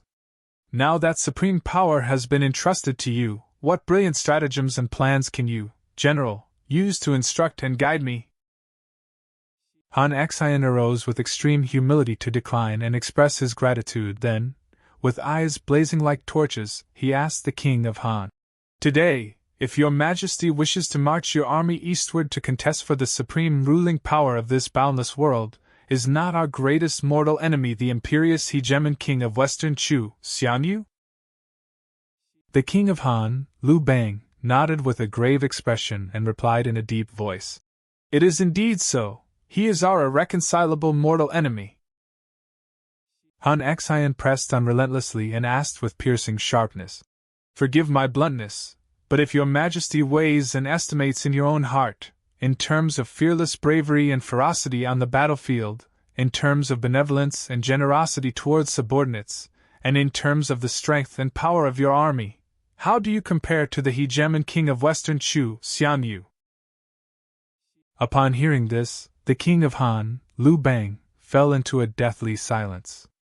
After an extremely long and agonizing period of time, like a deflated balloon, he let out a long sigh and admitted with extreme difficulty yet unparalleled honesty, "I am indeed inferior to him in every aspect." Hearing this, a flash of appreciation crossed Han Xian's eyes. He solemnly knelt and bowed once again, and loudly congratulated him, saying, "To speak a treasonously honest thought from the bottom of my heart, I, Han Xian, also deeply believe that your Majesty is indeed inferior to him. However, I, your humble servant, did after all serve and follow him closely in the Chu camp. Today, please allow me to peel back the layers and analyze in detail for your Majesty the fatal character flaws and operational style of Xian Yu. When Xian Yu flies into a rage on the battlefield, roaring and bellowing like a primordial beast shaking the heavens and the earth, thousands upon thousands of enemies are so terrified that their legs turn to jelly, their livers and gallbladders tear in fright, and they collapse paralyzed on the ground. However, his mind is incredibly narrow, and he is fundamentally incapable of delegating power or trusting and heavily utilizing truly capable and virtuous generals. Therefore, this terrifying ferocity of his is nothing more than the individual, hot-blooded courage of an overgrown, brutish commoner. It is nothing to fear." Normally, when Xian Yu receives his subordinates, his attitude is exceedingly respectful and polite, his face filled with compassionate love, and his tone of voice is so gentle and amiable it's almost like a nanny. Should any of his officers or soldiers suffer injuries or severe illness, he would even be so heartbroken as to shed tears in public, weeping sorrowfully while personally sharing his own meals and soup with the soldiers. However, when it actually comes to appointing and promoting generals and distributing power, if officers and soldiers have achieved magnificent military merits and rightfully deserve to be rewarded with high offices and noble titles, Xian Yu's heart aches to death. He would repeatedly toy with and rub the seal representing that power in his hands until its edges were worn smooth and dilapidated, yet he still tightly clutched it, absolutely unable to bear the thought of generously bestowing it upon them. This seemingly tender yet extremely stingy behavior is exactly what the world mocks as the petty, weak, and hypocritical benevolence of an ignorant woman. Although Xian Yu currently dominates this boundless world through sheer, terrifying military might, forcing all the various lords to bow and submit as his vassals, he made an extremely foolish strategic decision. He actually abandoned residing in and guarding the Guanzhong Plain, a land possessing imperial aura and natural fortress barriers, and instead, with sheer short-sightedness, scurried back to his hometown to establish his capital in Pingcheng, an utterly indefensible land open to attack from all four sides. He blatantly violated the sacred covenant established by the righteous emperor of Chu. Whoever enters Guanzhong first shall be king, and when enfeoffing the world, he lacked any impartial spirit, relying solely on his own personal favoritism and private affinities to crown the various lords as kings. This practice is appallingly unfair and has provoked the wrath of heaven and the bitter resentment of the people. He savagely expelled and exiled the orthodox, former monarchs of the original 6 states, overstepping his bounds to crown the generals and prime ministers who once served under those monarchs, completely throwing sovereign subject ethics into utter chaos. Then, committing high treason, he forcibly relocated and banished the nominal co-lord of the world, the righteous emperor of Chu, discarding and dumping him like garbage into the wild, miasma-filled deadly lands south of the Yangtze River. Wherever Xian Yu's massive army passes, like a swarm of locusts, there is no place that is not extremely cruelly burned, looted, and utterly annihilated. The common people of the world fundamentally feel no affection for him in their hearts, nor do they wish to submit or attach themselves to him. Everyone is merely coerced by his horrifyingly terrifying methods of slaughter, barely surviving and trembling under his tyrannical oppression and sheer brute force. Therefore, although Xian Yu is nominally honored as the hegemon king of Western Chu, in his very bones he has already completely and utterly lost the supportive hearts of the world's populace. Thus, his seemingly invincible, imperious strength is like a tree without roots.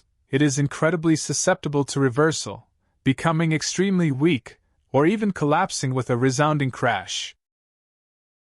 Today, if your Majesty can truly steel your resolve to do the exact opposite, utterly discarding Xian Yu's cruel nepotism, and unreservedly trust and heavily utilize all the capable military generals and fierce warriors in the world, then what arrogant, formidable enemy could possibly avoid being thunderously exterminated by your massive army?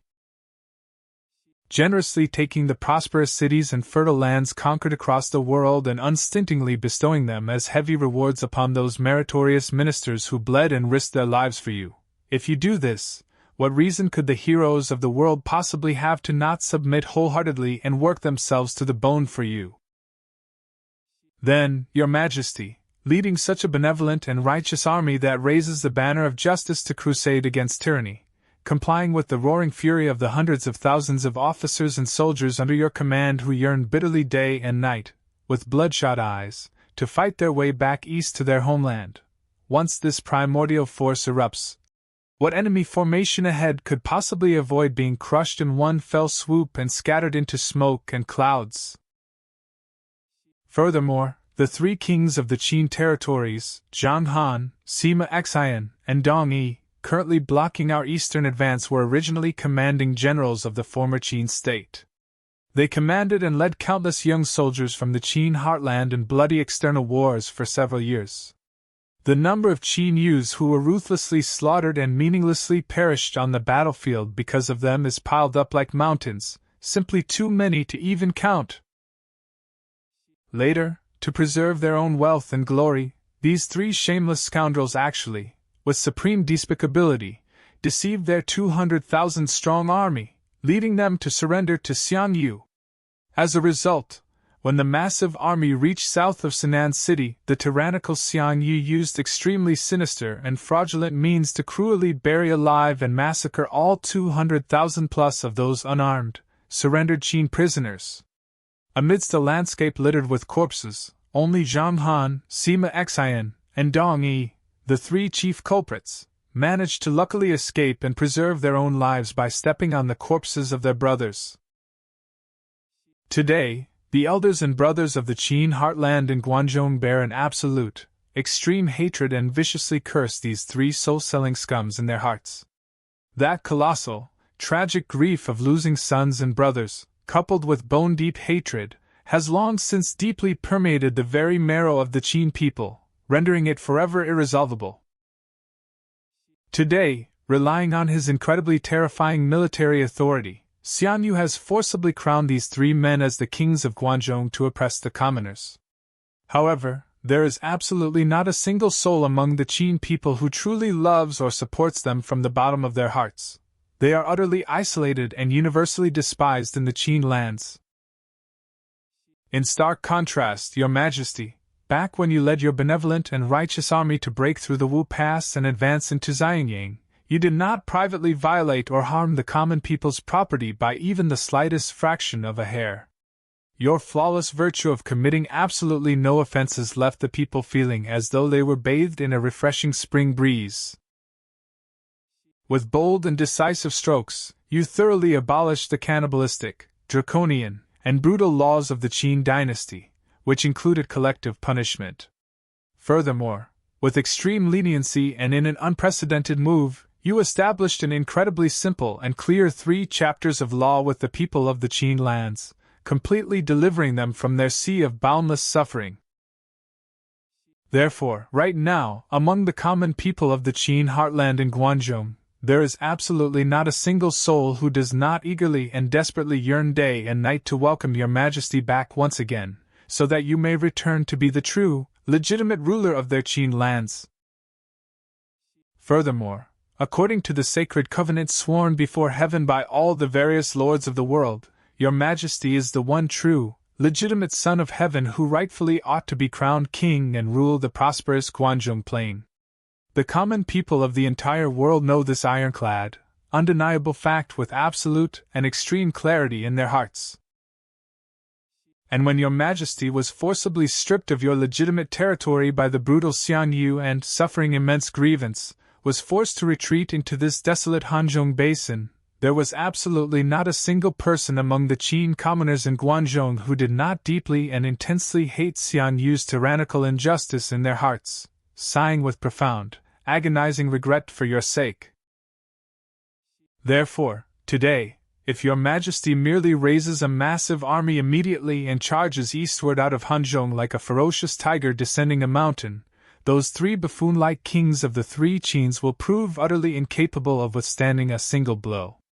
You could practically completely pacify and recapture the entire Guangzhou region without shedding a drop of blood, simply by transmitting a single written declaration of war, causing their rule to crumble into dust instantly.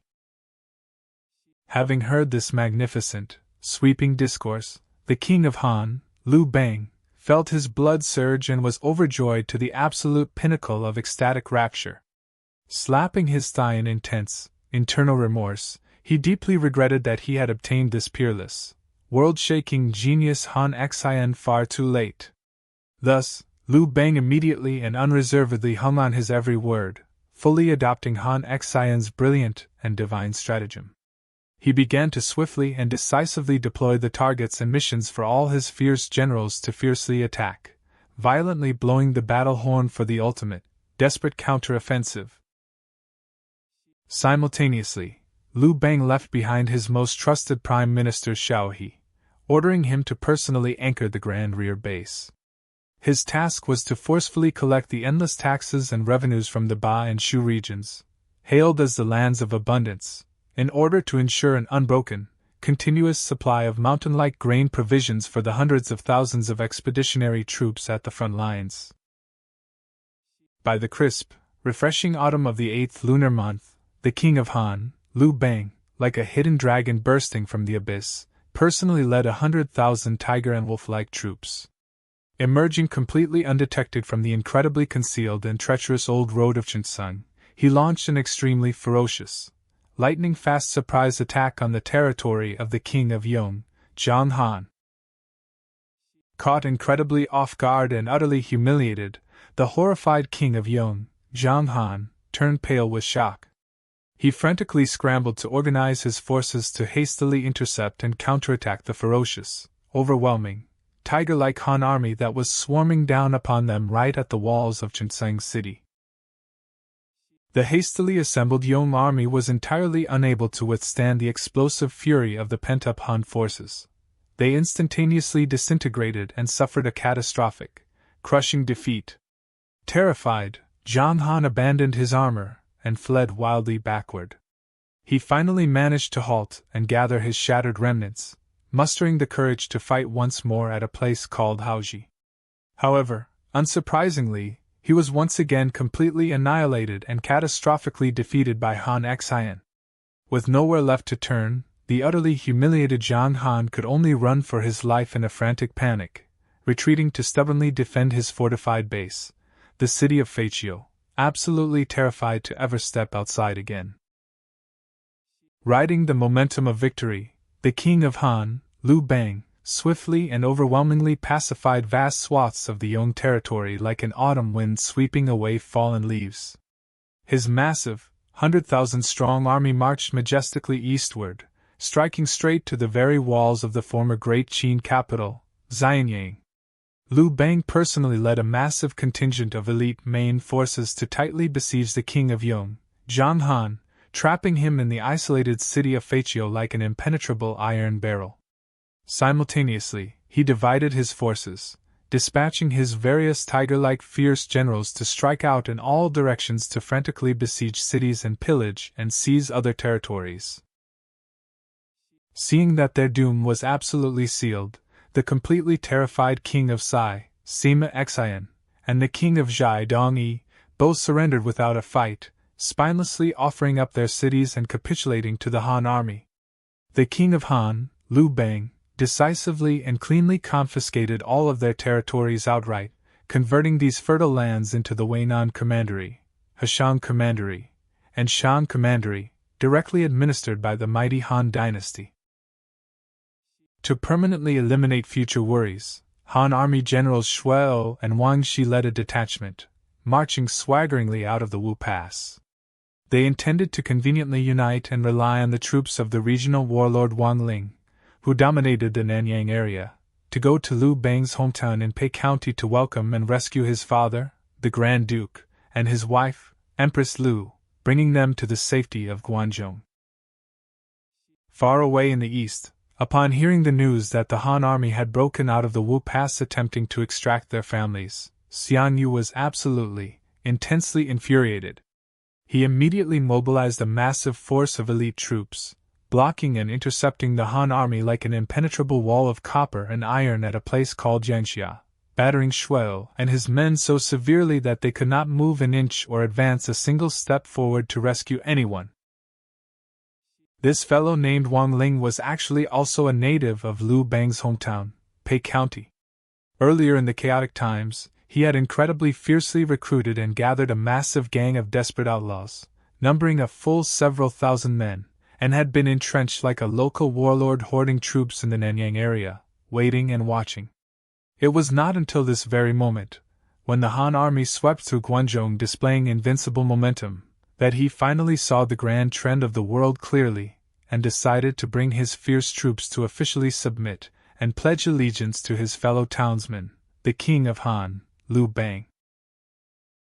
To disintegrate the Han army, the incredibly sinister and vicious Xiang Yu actually, with supreme despicability, forcibly dispatched men to abduct and kidnap Wang Ling's elderly mother, placing her under house arrest as a hostage right in the middle of the massive Chu military camp. When the envoys sent by Wang Ling arrived at the Chu camp to negotiate, Xiang Yu extremely cunningly and deliberately seated the elderly lady facing the highly honorable eastern direction. He vainly attempted to use this hypocritical display of reverence, coupled with the soft spot of familial love as blackmail, to recruit and force Wang Ling to betray Liu Bang and surrender to the Chu state. The unyielding and profoundly principled mother of Wang Ling, catching the Chu guards off guard, secretly and privately saw off the envoys sent by Wang Ling.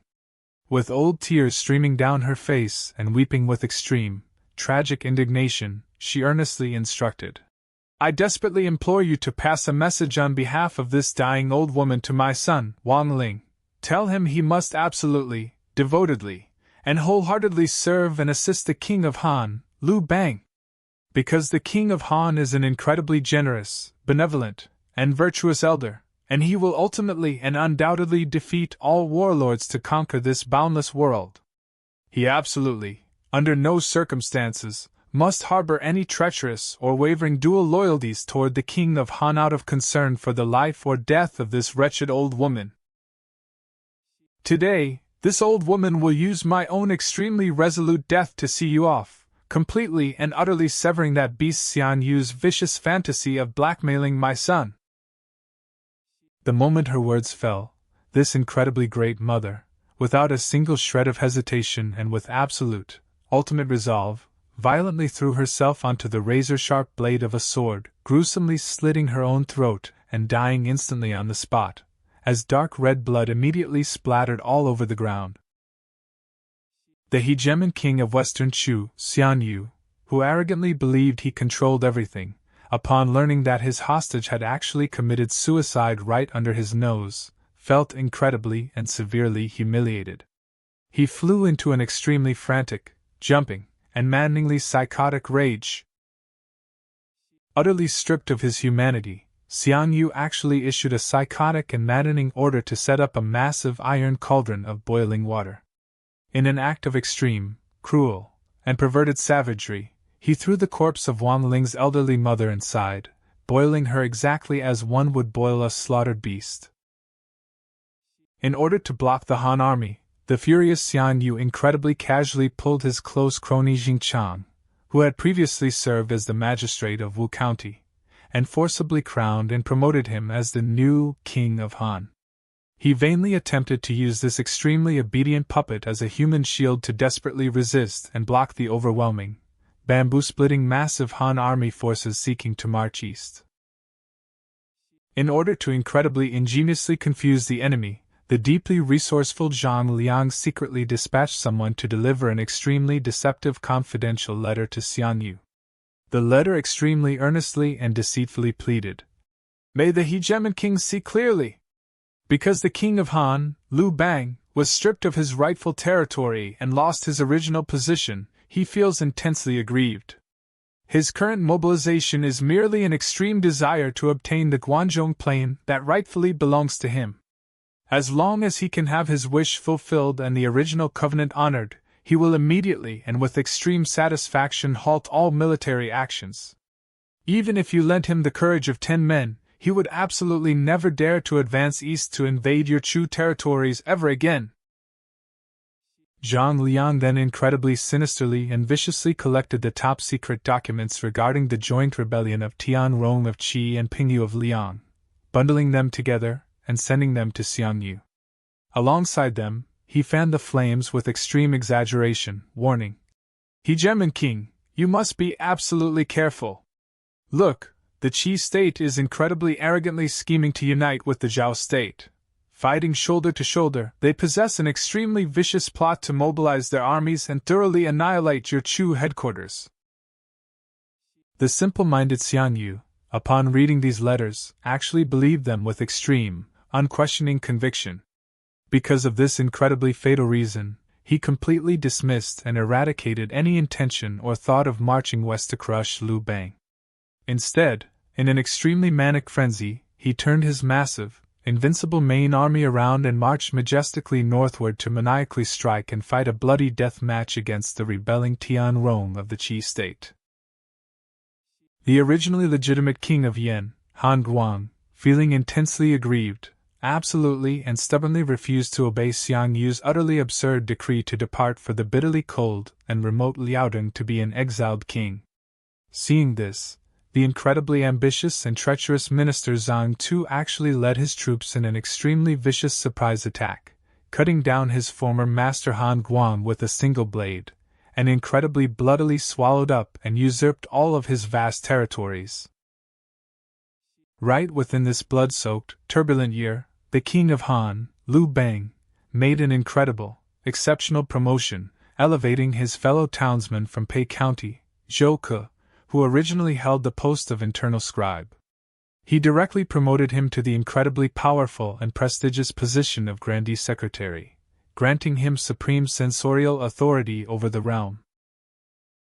The incredibly arrogant and domineering Xian Yu extremely impatiently dispatched men to desperately urge and force the righteous emperor of Chu to immediately get up, leave the capital, and get the hell on the road to his exile in the south.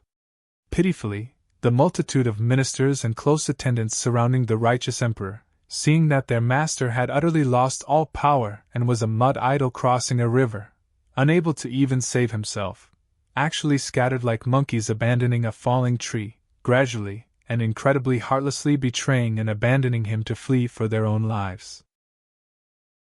This was the second year of the reign of Emperor Gaozu, the great ancestor of the Han dynasty, 205 BC, corresponding to the year of Bingxin in the sexagenary cycle.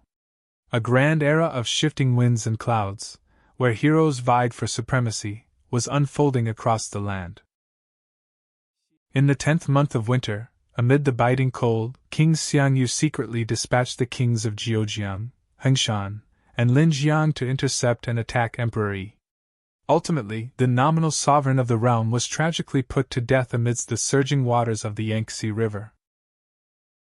Qin mobilized the entire elite military force from his 3 counties and joined forces with the Qi army to launch a coordinated assault, like a descending tiger, upon the territory of Zhang Er, the king of Changshan.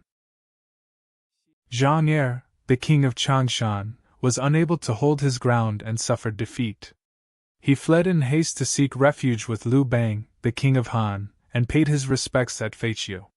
Liu Bang displayed great magnanimity and treated him with exceptional generosity.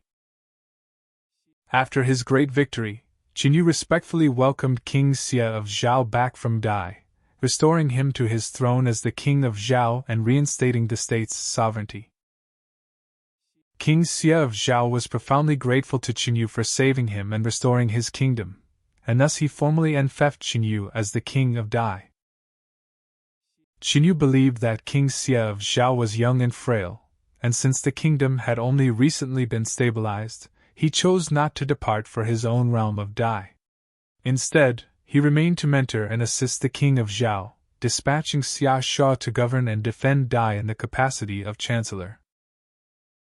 Zhang Liang, the legendary strategist, set out from the state of Han and traveled secretly via mountain paths to join the king of Han. Greatly elated, Liu Bang appointed him as the Marquis of Qingxin, entrusting him with significant responsibilities. Zhang Liang was physically frail and frequently ill, so he never personally led armies into battle. Instead, as a mastermind strategist dwelling within the command tent, he remained constantly by the king of Han's side, devising plans and strategies for him. The king of Han traveled to Shan County to personally comfort and reassure the elders and commoners outside Hanga Pass, stabilizing the hearts of the people. Xinyang, the king of Hunan, seeing that the tide had turned against him, surrendered to the king of Han. The king of Han subsequently abolished the kingdom and reorganized the territory into Hunan Commandery. The king of Han appointed Han Xian, the grandson of King Xiang of Han, as the Grand Commandant of Han, dispatching him to lead troops in capturing the territories of the state of Han. Han Xian led his troops in a swift and fierce assault on Jingchang, the king of Han appointed by Xiangyu, at Yangqing. Unable to withstand the attack, Jingchang eventually surrendered. In the 11th month, the king of Han formally enfeoffed Han Xian as the king of Han. From then on, King Han Xian frequently led the elite troops of Han to follow the king of Han in his various military campaigns. The king of Han returned with his army to his capital city Yeyang. Under the leadership of the king of Han, the various generals advanced with unstoppable momentum and successfully captured the region of Longxi. In the first month of spring, Xiangyu led his massive army northward and arrived at Qingyang. Tianrong, the king of Qi, personally led his army into a decisive battle against Xiangyu but suffered a disastrous defeat. He fled in disarray to Pingyuan County, only to be unexpectedly killed by the enraged local populace. Xiangyu once again installed Tianjia as the king of Qi, attempting to use this measure to stabilize the chaos in the region of Qi. Xiangyu then marched his troops north to Beihai, where he brutally burned and leveled the city walls and civilian dwellings. He went so far as to bury alive the surrendered soldiers of Tianrong's army and took the elderly, the weak, and the women captive. Most places he passed through suffered catastrophic destruction and massacres. In the face of Xiangyu's atrocities, the people of Qi spontaneously gathered together and resolutely revolted against him. The generals of the Han army fought bravely, capturing Beatty Commandery and taking Zhang Ping, the younger brother of Zhang Han, the king of Yong, as a prisoner of war. In the 3rd month, as the spring waters began to rise, the king of Han led his massive army across the surging Yellow River from Linjin Pass, initiating the eastward campaign against Xiangyu. King Wei Bao of Wei, seeing the Han army's unstoppable momentum, surrendered and led his own troops to follow the king of Han. The Han army subsequently captured Haniai, took the king of Yin, Sima Ang, captive, and reorganized the area into Haniai Commandery. Initially, there was a man named Qin Ping in Yanwu County. His family lived in abject poverty, yet he possessed a profound love for reading and study. During the village sacrificial rites to the local god, Qin Ping was in charge of distributing the meat. He allocated the portions with extreme fairness and precision, ensuring everyone received an equal share. The elders and villagers marveled, saying, "Excellent! This young man from the Qin family is truly superb at distributing the meat." Qin Ping sighed and said, "Alas! If I were given the opportunity to govern the world, I would handle it with the same fairness and precision as I do with this meat." When the various feudal lords rose in rebellion against the Qin dynasty, Qin Ping served King Jiao of Wei at Linji in the capacity of Grand Coachman. He repeatedly offered wise counsel to the King of Wei, but unfortunately, the king failed to heed his advice. Someone slandered Qin Ping before the King of Wei. Upon sensing this, Qin Ping fled from the state of Wei. Later, he went to serve Xiangyu and was bestowed the noble rank of Qin Minister. When Sima Ang, the king of Yin, rebelled against Chu, Xiangyu dispatched Qin Ping to lead an assault. Qin Ping lived up to expectations and forced him to surrender. Upon Qin Ping's triumphant return, Xiangyu appointed him as a chief commandant and rewarded him with 20 measures of gold. Not long after, the king of Han captured the Yin region. Upon hearing this, Xiangyu flew into a towering rage and intended to execute the generals and officials who had previously pacified Yin. Filled with dread, Qin Ping sealed up all the gold and the official seal bestowed by Xiangyu and dispatched a messenger to return them. Then, alone and carrying only a defensive sword, he fled in haste via secret paths. He crossed the Yellow River and arrived at Xiuwu to seek refuge with the king of Han. Through the recommendation of his old friend Wei Wuji, he requested an audience with the king. The king of Han summoned him inside and granted him a meal. After he had finished eating, the king dismissed him to go and rest at the guest quarters. Qin Ping, however, spoke plainly. "I have come from matters of state. What I have to say is of such vital importance that it cannot wait past this very day." Thereupon, the king of Han remained to engage in a heartfelt conversation with him. The more they talked, the more harmonious their views became, and the king felt very pleased and satisfied with Qin Ping's insights. The king of Han asked, "What office did you hold while you were with Xiangyu?" Qin Ping replied, "I served as a chief commandant." That very day, the king of Han immediately appointed Qin Ping as a chief commandant of the Han army, assigned him to be his personal chariot attendant, and put him in charge of the protective army to oversee and safeguard the military.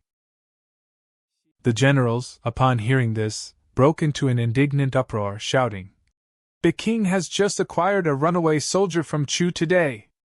Without even knowing his true caliber, you immediately let him ride in the same carriage as you and, what's more, put him in charge of overseeing us veteran commanders."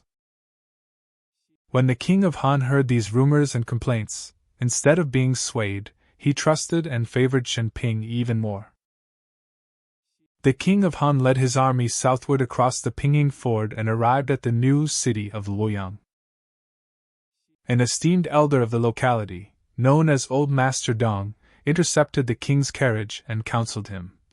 "I have heard that those who follow virtue shall flourish, while those who defy it shall perish, and if an army is mobilized without a righteous cause, the enterprise will never succeed. Therefore, it is said, only by clearly exposing the enemy as a traitorous bandit can they be subdued. Xiang Yu has acted against the Wei, exiling and assassinating his own sovereign, Emperor Yi. He is nothing less than a public enemy of the entire world. True benevolence does not rely on mere bravado, nor does righteousness depend on brute force. Your Majesty should lead the entire host of the three armies in wearing plain white mourning garments for Emperor Yi, making this known to all the feudal lords to rally them for a campaign against Xiang Yu.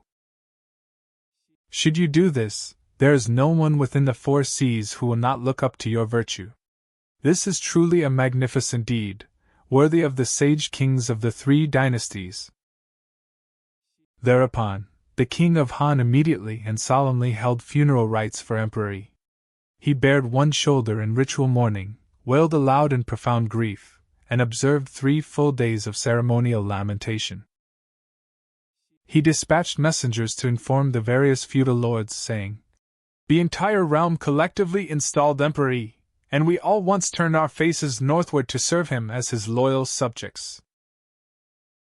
But now Xiang Yu has gone so far as to cruelly exile and murder Emperor Yi south of the Yangtze. This is an act of supreme treason and utter depravity. I have mobilized all the crack troops of Guangzhou and gathered the valiant warriors of the Three Rivers region. We are prepared to sail down the Yangtze and Han rivers, for I am resolved to join forces with the various feudal lords to strike down that Chu rebel who murdered Emperor Yi." The messenger arrived in the state of Zhao, but Qin Yu laid down a condition, saying, "Only if the king of Han executes Zhang Er will I be willing to dispatch my troops to follow him." Thereupon, the king of Han found a man who bore a striking resemblance to Zhang Er and had him decapitated, then sent the head to Qin Yu.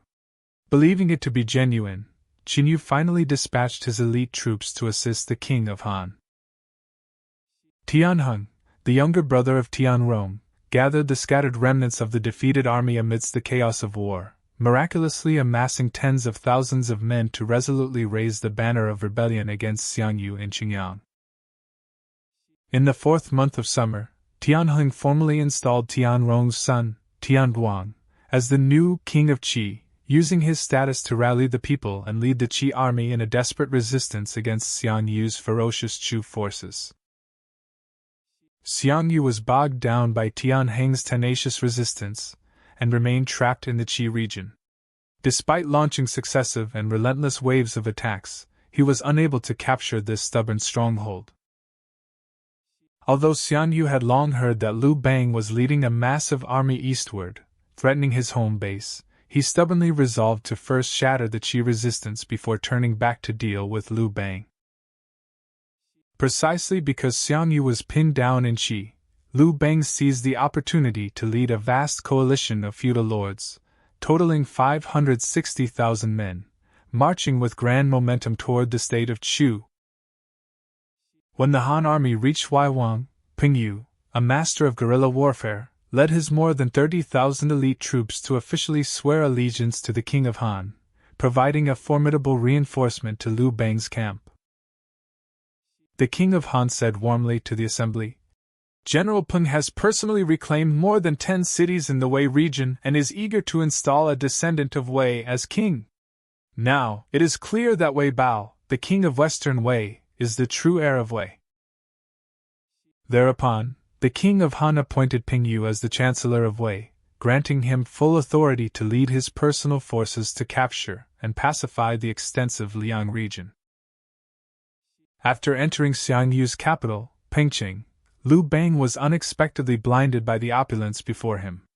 He wantonly seized rare treasures and beautiful women, indulging every day in grand, decadent banquets, completely oblivious to the looming danger.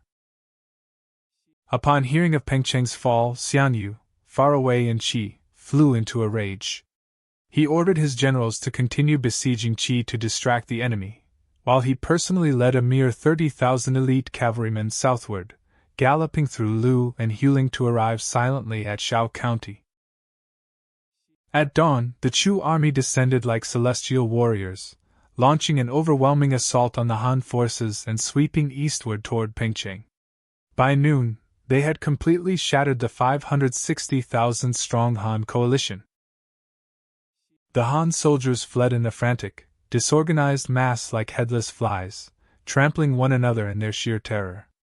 Tens of thousands plummeted into the Gu and Xi rivers. In an instant, over 100,000 corpses covered the water's surface.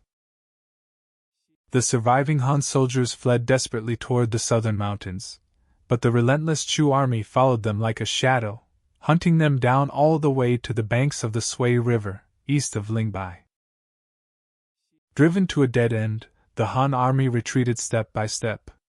Under the overwhelming pressure of the Chu forces, another 100,000 soldiers were swept into the Sui River like a tide. The layers of corpses actually dammed the river, bringing the current to a complete standstill. The Chu army tightly besieged the king of Han, Liu Bang, layer upon layer, surrounding him 3 times over. It seemed as though Liu Bang had no way to escape, even with wings. At this critical juncture, nature intervened as a fierce gale roared up from the northwest, snapping giant trees, tearing roofs off houses, and whipping sand and stones into the air. The bright daylight was instantly plunged into a pitch-black, eerie gloom. The gale swept directly against the Chu army, throwing their ranks into utter chaos and causing them to scatter in disarray. Seizing the opportunity, the king of Han managed to escape the mayhem with only a few dozen cavalrymen, fleeing for his life. In the midst of his flight, Liu Bang was still concerned for his family, and intended to detour through Pei County to collect them. However, he did not realize that Xian Yu had also dispatched men post-haste to Pei to capture Liu Bang's family as hostages. By the time Liu Bang arrived, his family members had already scattered to escape the Chu soldiers. He failed to see any of them, his heart filled with bitterness and dread.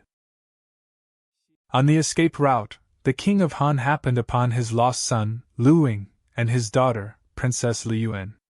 He hurriedly pulled the 2 trembling children onto his carriage to take them with him as they fled. Seeing the Chu cavalry closing in, Liu Bang grew desperate. To lighten the carriage and make the horses run faster, he heartlessly pushed his own children off the speeding vehicle. Fortunately, the Grand Coachman, Lord Ting Xiaoying, still possessed a conscience. Every time Liu Bang pushed the children off, he would immediately leap down, scoop up the sobbing children, and bring them back onto the carriage. This happened repeatedly, 3 times in total. Xiaoying spoke to Liu Bang with righteous indignation. Though the situation is dire, the horses can be driven no harder. How can you abandon your own flesh and blood? Consequently, he deliberately slowed the pace. Liu Bang was so enraged that he was moved to execute Xiaoying more than 10 times during their flight. Yet Xiaoying remained steadfast in his protection, eventually leading the 2 children to safety away from the jaws of death. Shinichi was escorting the venerable Father Liu and Empress Liu. They traveled secretly via back paths, anxiously searching for the king of Han. However, fate was cruel. Not only did they fail to find him, but they instead ran headlong into the main Chu army. The Chu army captured them and took them back. From then on, Xiang Yu kept them detained within his camp as his most critical hostages to exert pressure on Liu Bang. At this time, Empress Liu's elder brother, Liu Zhe, the Marquis of Zhulu, was commanding a contingent of troops for the king of Han, stationed in Xiai. The king of Han traveled secretly via back roads to join Liu Zhe. Using this brief respite, he gradually began to recollect and reorganize his scattered soldiers. The various feudal lords, who had previously sailed with the prevailing wind, saw Liu Bang's catastrophic defeat and promptly betrayed the king of Han, once again switching their allegiance to Xiang Yu. Sima Xian, the king of Sai, and Dong Yi, the king of Zhai, who had previously surrendered to Liu Bang, also seized the opportunity to flee and return their allegiance to Chu. Taking advantage of the momentum, Tianheng launched a fierce assault against Tianjia. Terrified, Tianjia fled to Chu seeking protection, but Xian Yu, either to appease the people of Qi or because he found him useless, simply had him executed. Tianheng then struck while the iron was hot, successfully pacifying and reclaiming the extensive lands of the three Qi regions. Full of anxiety, the king of Han asked his assembled ministers, "I am willing to give away all the lands east of Hanga Pass and simply abandon them. In your opinion, who can join me in achieving this great enterprise?" Zhang Liang, with his piercing insight, analyzed the situation. "Ingbu, the king of Zhejiang, is a peerlessly brave general of the Chu forces, but a deep rift has long existed between him and Xiangyu. Pingyu is currently in the Liang region joining forces with Qi to revolt against Xiangyu. These two individuals are the ones we must urgently dispatch envoys to contact and win over. As for the generals under your majesty's command, only Han Xian is capable of being entrusted with matters of such critical importance, allowing him to command an independent front and open a northern theater of war. If you truly intend to enfeoff these lands, simply bestow them upon these three men, and then Xiangyu and his state of Chu can surely be utterly defeated." Initially, when Xiangyu was attacking Qi, he requisitioned troops from Zhejiang. King Ingbu of Zhejiang, however, feigned illness and refused to go, merely dispatching a subordinate officer with a meager few thousand men as a token gesture. When the king of Han captured the Chu capital of Pengcheng, Ingbu once again claimed illness and remained stationary, utterly refusing to come to Chu's aid. Xiangyu thus harbored a deep-seated hatred for Ingbu, repeatedly sending envoys to sternly rebuke and scold him, demanding that he set out immediately for Pengcheng to atone for his actions. Ingbu grew increasingly terrified, fearing that going would be like walking into a trap with no escape, so he became even more reluctant to set out. At that time, Xiangyu was besieged on all sides. In the north, he had to worry about rebellions in Qi and Zhao, while in the west, he had to guard against the king of Han. The only ally he had left to rely on was King Ingbu of Zhejiang. Xiangyu held Ingbu's military talents in high regard and still harbored hopes of personally employing him in the future. Therefore, despite his anger, he refrained from taking military action against him for the time being. The king of Han moved his army from Xiai to Dang, and subsequently to Yu. Looking at the generals and advisors around him, he sighed and said to his attendants, "Those mediocre men are simply not worth consulting on the grand plans to pacify the realm." The Chamberlain Sui he stepped forward and asked respectfully, "I crave your pardon, your majesty, but I do not clearly understand the meaning of your lament." The king of Han looked at him with burning eyes and said, "Who can go on an embassy to Zhejiang for me and persuade Ingbu to raise troops and betray Chu? If Xiangyu can be pinned down in the south for just a few months, my grand enterprise of seizing the realm will be absolutely assured." Sui he replied with heroic resolve, "I beg to undertake this mission and go on an embassy to Zhejiang." Thereupon, the king of Han dispatched him along with 20 attendants. In the 5th month, the king of Han arrived at the strategic stronghold of Xingyang. The remnants of the defeated forces from Pengcheng also gathered here from all directions for a general assembly. At the same time, Xiao He, who was overseeing the rear, exerted every effort, even mobilizing the elderly and the young in Guanzhong who were not yet or no longer fit for service, and sending them all to Xinjiang as reinforcements. Thus, the prestige and strength of the Han army were greatly revitalized once more. The Chu army set out from Pengcheng, constantly exploiting their victory to ruthlessly pursue the retreating troops. They engaged in fierce and bloody combat with the Han army in the area between Jing and So, south of Xinjiang. The Chu cavalry advanced in massive numbers.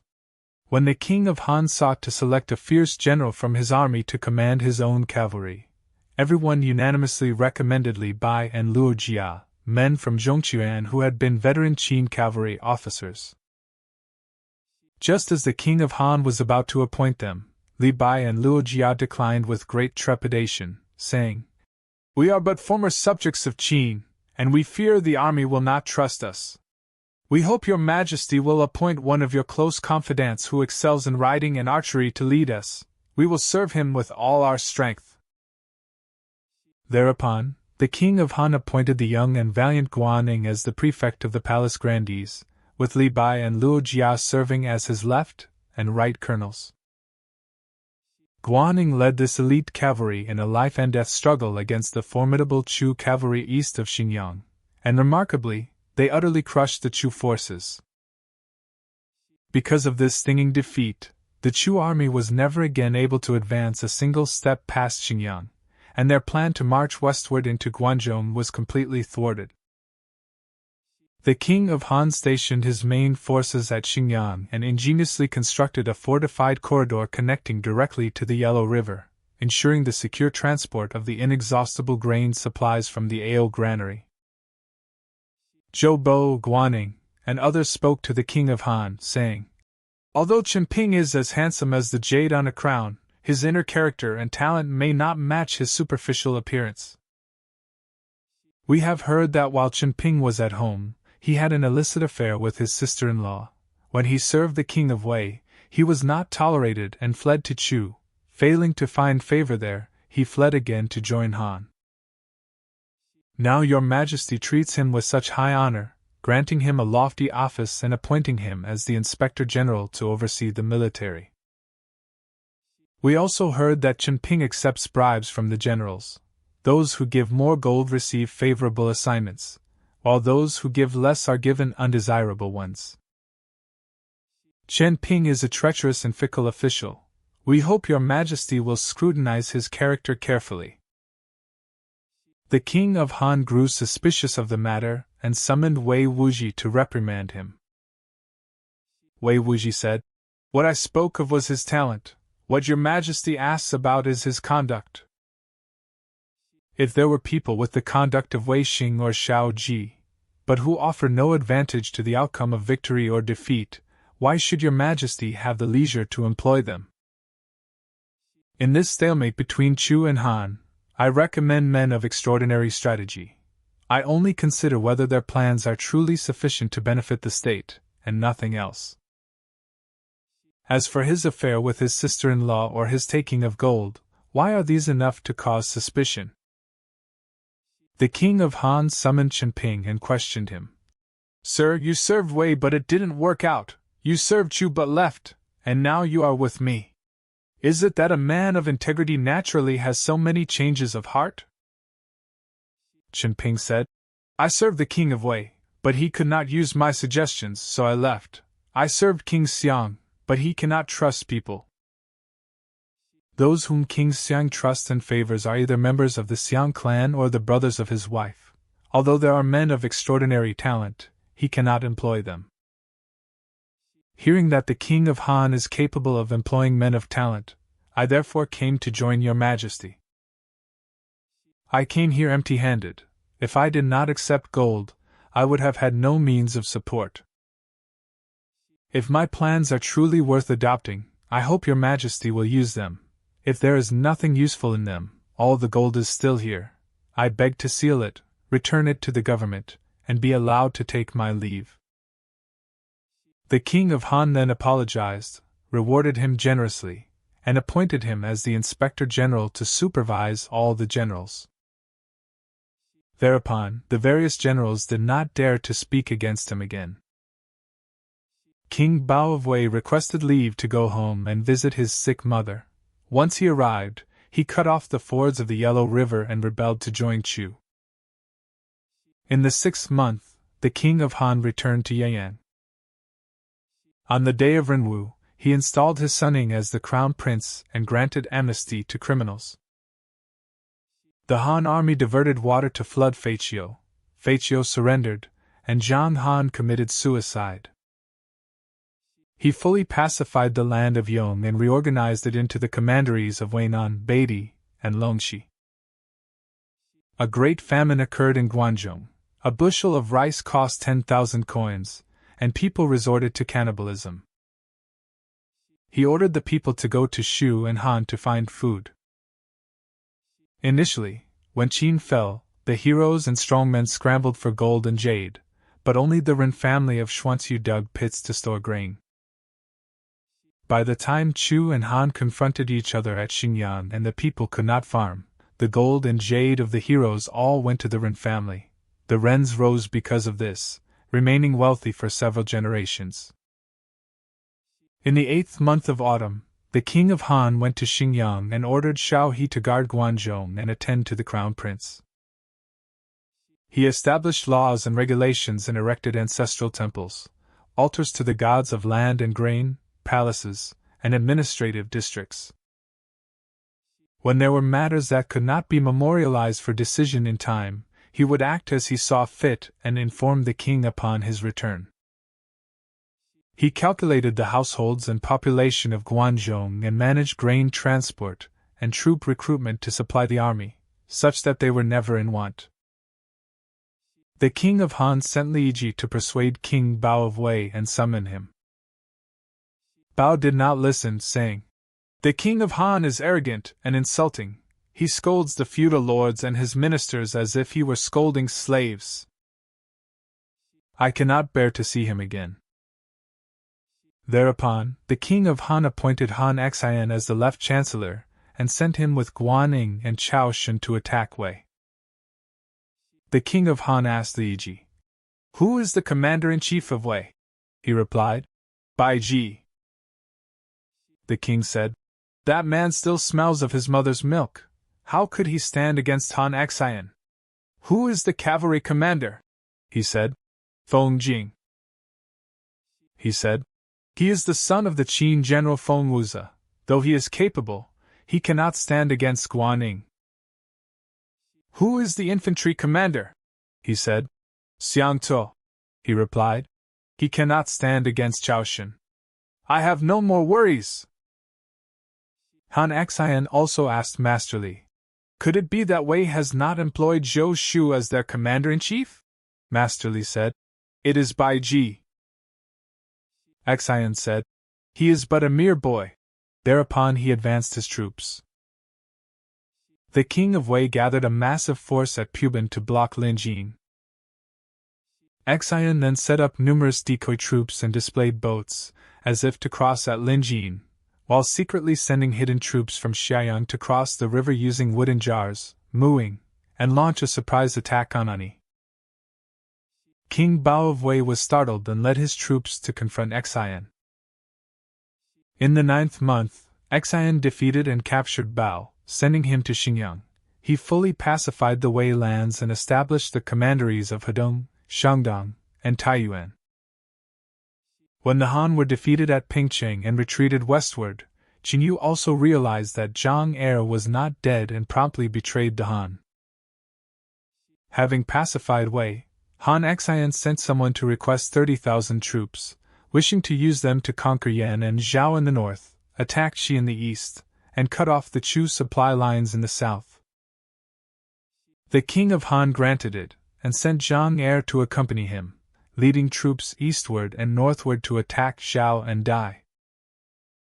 In the following intercalary 9th month, Xian crushed the troops of Dai and captured Xia Shua at Ai. Whenever Xian conquered Wei or defeated Dai, Han would send someone to collect his elite troops and dispatch them to Xingyang to resist Chu. 其沾蒙邪洽，尽柔赵吞贪，凡2年。太祖高皇帝上之上元年，乙未，公元前206年冬10月，沛公至霸上。秦王子婴素车、白马，系景遗祖，封皇帝玺、符、节，降旨道旁。诸将或言诛秦王。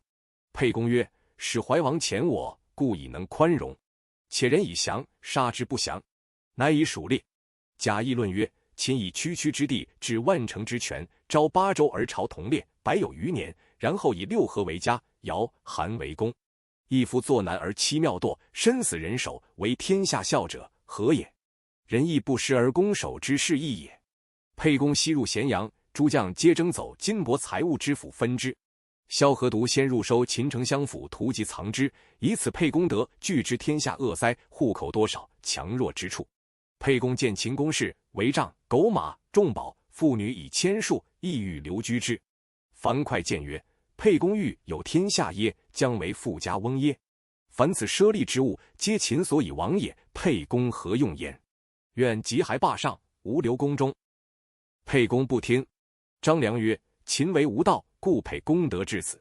夫为天下除残贼，以缟素为资。今时入秦，即安其乐，此所谓助桀为虐。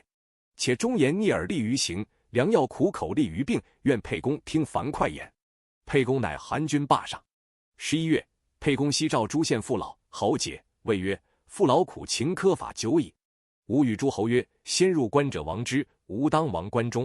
与父老约法3章耳，杀人者死，伤人即到底罪。于西除去秦法，诸利民皆按笃如故。凡吾所以来，为父老除害，非有所亲报，无恐。且吾所以还军霸上，待诸侯至而定约束耳。乃使人与秦立行县、乡、邑，告与之。秦民大喜，争持牛、羊、酒食，献享军事。沛公又让不受，曰：仓粟多，非法，不欲废民。民又一喜，唯恐沛公不为秦王。项羽既定河北，率诸侯兵欲西入关。先是，诸侯立足骤使屯戍过秦中者，秦中立足欲之多无状。及章邯以秦军降诸侯，诸侯立足乘胜多奴虏使之，轻者辱秦立足。秦立足多怨，窃言曰：张将军等诈吾属降诸侯，今能入关破秦。大善，即不能，诸侯虏吾属而东，秦又尽诛吾父母妻子，奈何？诸将未闻其计，以告项羽。项羽召秦部、蒲将军计曰：秦立足上众，其心不服，至关不听，是必危。不如击杀之，而独与章邯、长史欣、都尉亦入秦。于是楚军夜击坑秦族20余万人，新安城南。或说沛公曰：秦复10倍天下，地形强。闻项羽号章邯为雍王，王关中，今则来，沛公恐不得有此。可即使兵守函谷关，吴内诸侯军稍征关中兵以自缢，拒之。沛公然其计，从之。已而项羽至关，关门闭。闻沛公已定关中，大怒，使秦部等攻破函谷关。12月，项羽进至系。沛公左司马曹无伤使人言项羽曰：沛公欲亡关中，令子婴为相，珍宝尽有之，欲以求封。项羽大怒，想士卒，期旦日击沛公军。当时时，项羽兵40万，号100万，在新丰鸿门；沛公兵10万，号20万，在霸上。范增说项羽曰：沛公居山东时，贪财好色，今入关，财物无所取，妇女无所幸，此其志不在小。吾令人望其气，皆为龙虎，成五彩，此天。此气也。急急勿视。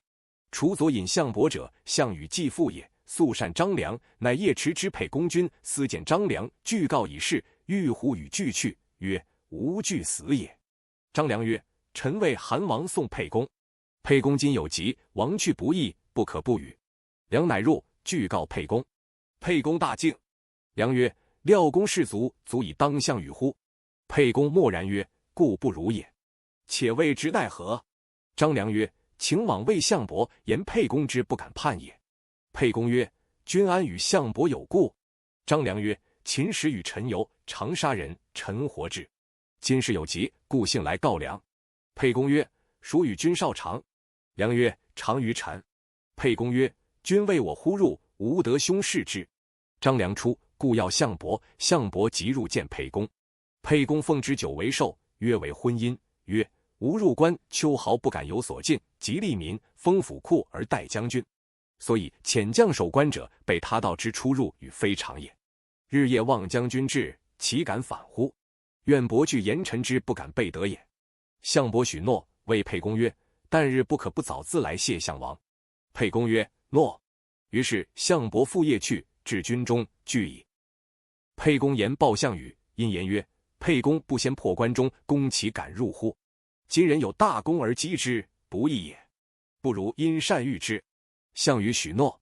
沛公旦日从百余骑来见项羽鸿门，谢曰：臣与将军戮力而攻秦，将军战河北，臣战河南，不自亦能先入关破秦，得复见将军于此。今者有小人之言，令将军与臣有隙。项羽曰：此沛公左司马曹无伤言之，不然即何以生此？项羽因留沛公于隐。范增数目项羽，举所佩玉珏以示之者3。项羽默然不应。范增起，出，召项庄，谓曰：君王为人不忍，若入前为寿，寿毕，以剑舞，因击沛公于座，杀之。不者，若属皆且为所虏。庄则入为寿，受毕，曰：军中无以为乐，请以剑舞。项羽曰：诺。项庄拔剑起舞。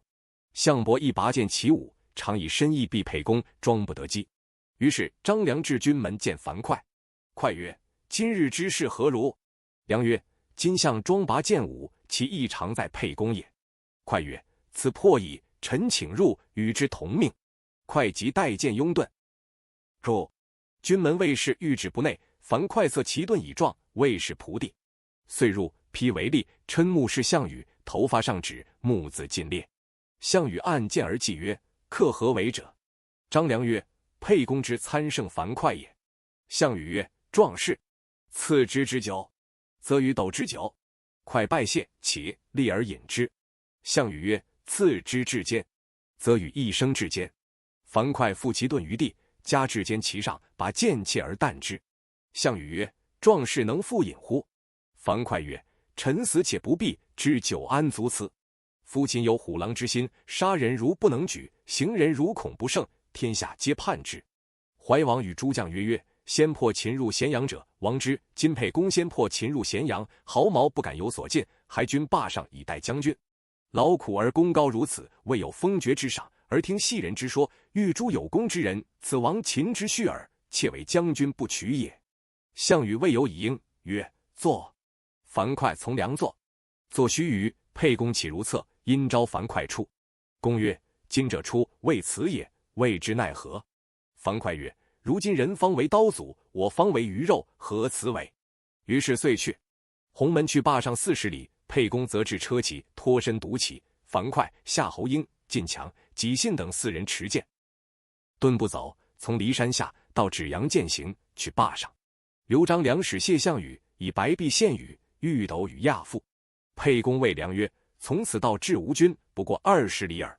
督我至军中，公乃入。沛公已去，兼至军中，张良入谢曰：沛公不胜杯少，不能辞，仅使臣梁奉白璧1双，在拜献将军足下；玉斗1双，在拜奉亚父足下。项羽曰：沛公安在？良曰：闻将军有意都过之，脱身独去，以致君矣。项羽则受璧，置之座上。亚父受玉斗，置之地，拔剑撞而破之，曰：哀！庶子不足与谋，夺将军天下者，必沛公也。吾属今为之虏矣。沛公至军，立诛杀曹无伤。居数日，项羽引兵西，屠咸阳，杀秦降王子婴，烧秦宫室，火3月不灭，收其货宝，妇女而东。秦民大失望。韩生说项羽曰：关中阻山带河，4塞之地，地肥饶，可都以罢。项羽见秦宫室皆已烧残破，又心思东归，曰：富贵不归故乡，如衣袖夜行，谁知之者？韩生退曰：人言楚人沐猴而冠耳。果然。项羽闻之，烹韩生。项羽使人致命怀王，怀王曰：如曰。项羽怒曰：怀王者，吾家所立耳，非有功法，何以得专主？曰：天下初发难时，假立诸侯后以伐秦。然身被兼执锐守士，暴露于野3年，灭秦定天下者，皆将相诸君与疾之力也。怀王虽无功，故当分其地而亡之。诸将皆曰：善。春正月，禹阳尊怀王为义帝，曰：古之帝者，地方千里，必居上游。乃徙义帝于江南，都陈。2月，禹分天下王诸将，禹自立为西楚霸王，王梁，楚地9郡，都彭城。禹范增疑沛公，而业以讲解，又恶复曰：乃阴谋曰：八，蜀道险，秦之1000人皆居之。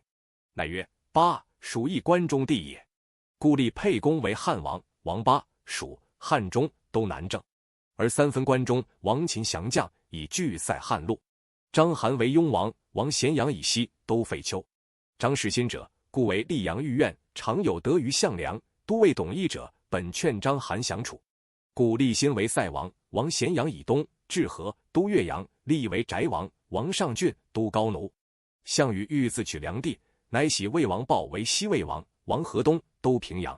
辖丘申阳者，张耳必臣也。先下河南郡，迎楚河上，故立申阳为河南王，都洛阳。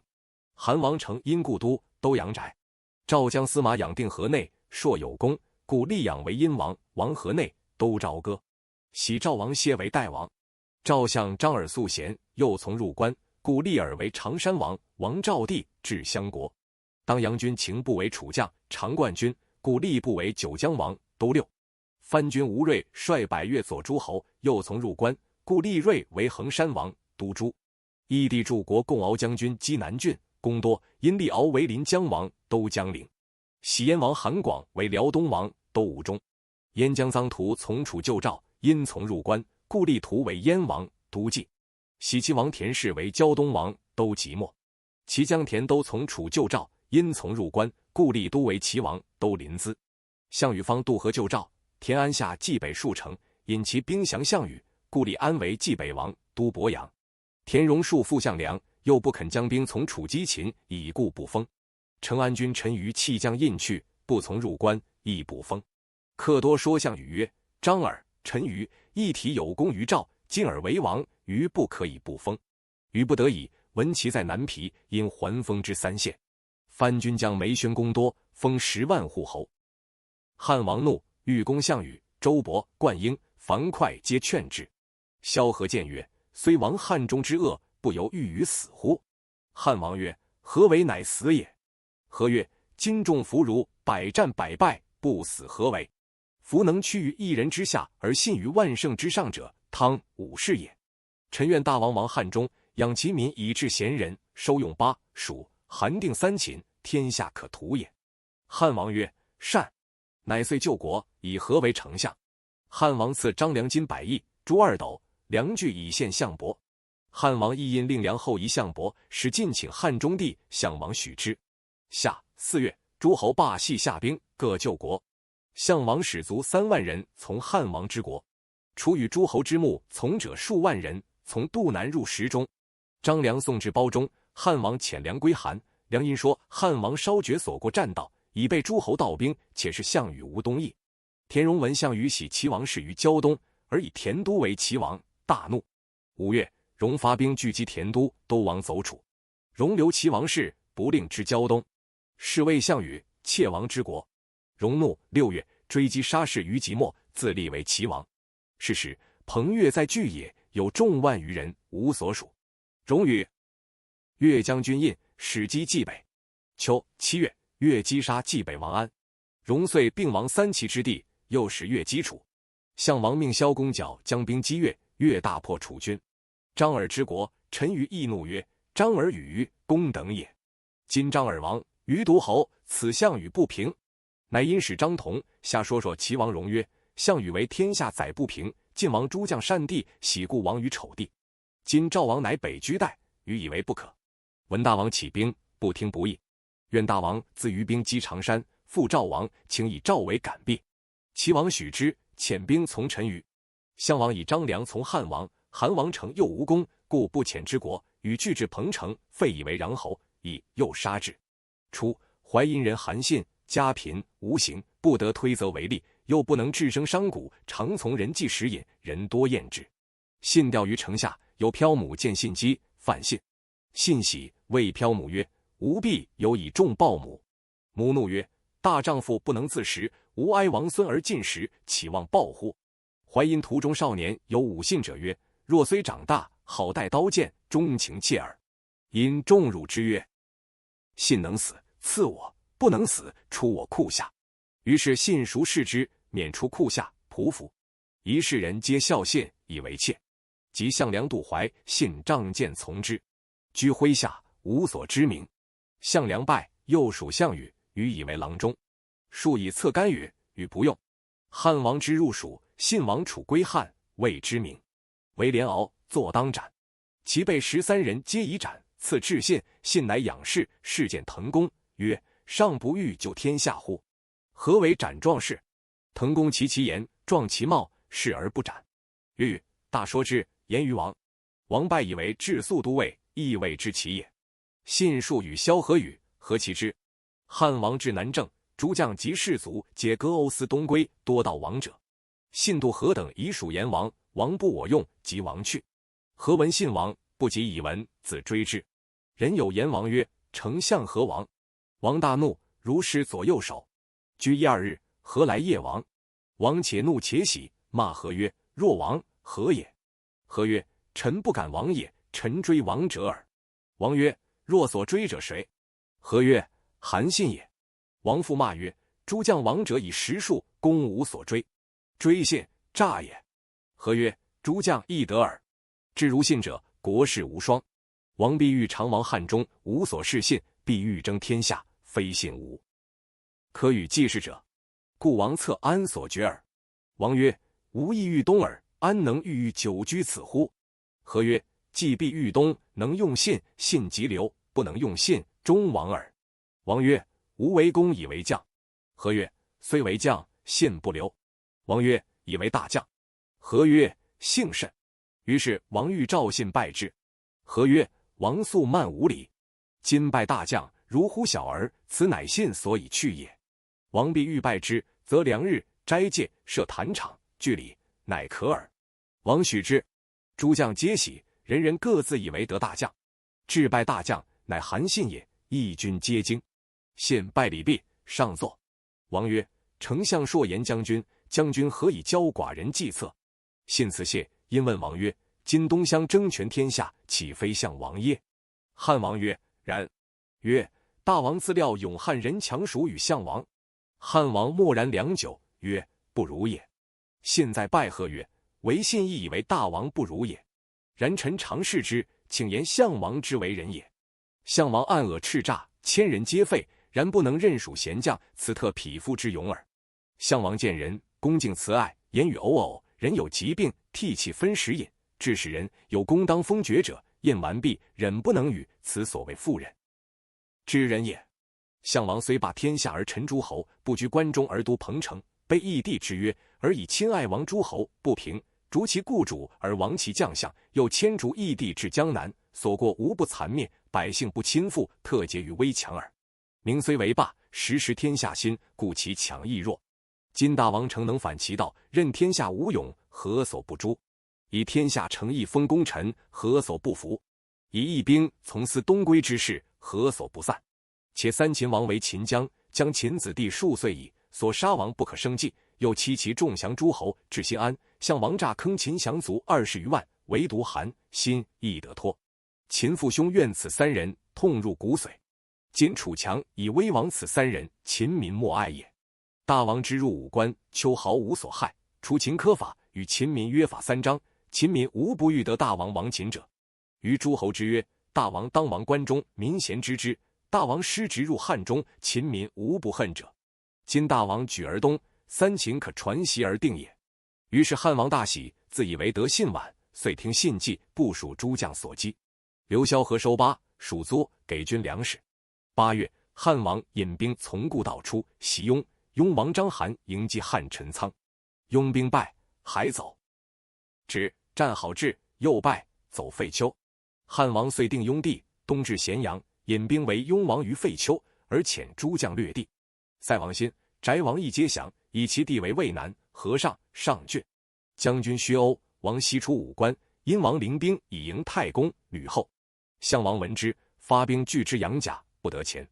王领者，沛人也，先聚党数千人，居南阳，至士时以兵属汉。项王取灵母至军中，灵使至，则东乡作灵母，欲以昭灵。灵母私送使者，泣曰：愿为老妾与灵，善事汉王。汉王长者，终得天下，无以老妾故持2心。妾以死送使者，遂伏剑而死。项王怒，烹灵母。项王以故无令郑昌为韩王，以拒汉。张良疑项王书曰：汉王失职，欲得关中，如约即止，不敢东。又以其梁反书疑项王曰：其欲与赵并灭楚。项王以此故无西邑，而北击齐。燕王广不肯至辽东，臧荼击杀之，并其地。是岁，以内史沛周科为御史大夫。项王使去邑地形，其群臣左右稍稍叛之。太祖高皇帝上之上2年丙申，公元前205年冬10月，项王密使九江、衡山、临江王击邑地，杀之江中。陈于西3县兵，与骑兵共袭常山。常山王张耳败，走汉，谒汉王于废丘，汉王后遇之。陈于迎赵王于代，复为赵王。赵王得陈于，立以为代王。陈于为赵王弱，国初定，不知国，留复赵王，而使下说以相国守代。张良自韩践行归汉，汉王以为诚信侯。梁多病，未尝特将，常为画策臣，时时从汉王。汉王如闪，镇抚关外父老。河南王申阳祥至河南郡，汉王以韩襄王孙信为韩太尉，将兵掠韩地。信即击韩王昌于阳城，昌降。11月，立信为韩王，常将韩兵从汉王。汉王还都岳阳，诸将拔陇西。春正月，项往北至城阳，齐王戎将兵会战，败，走平原，平原民杀之。项王复立田甲为齐王，遂北至北海，烧夷城郭，市屋，坑田戎降卒，细掳其老弱妇女，所过多所残灭。其民相聚叛之。汉将拔北地，鲁雍王地平。3月，汉王自临晋渡河，魏王报降，将兵从，下河内，鲁阴王养至河内郡。初，杨武人陈平，家贫，好读书。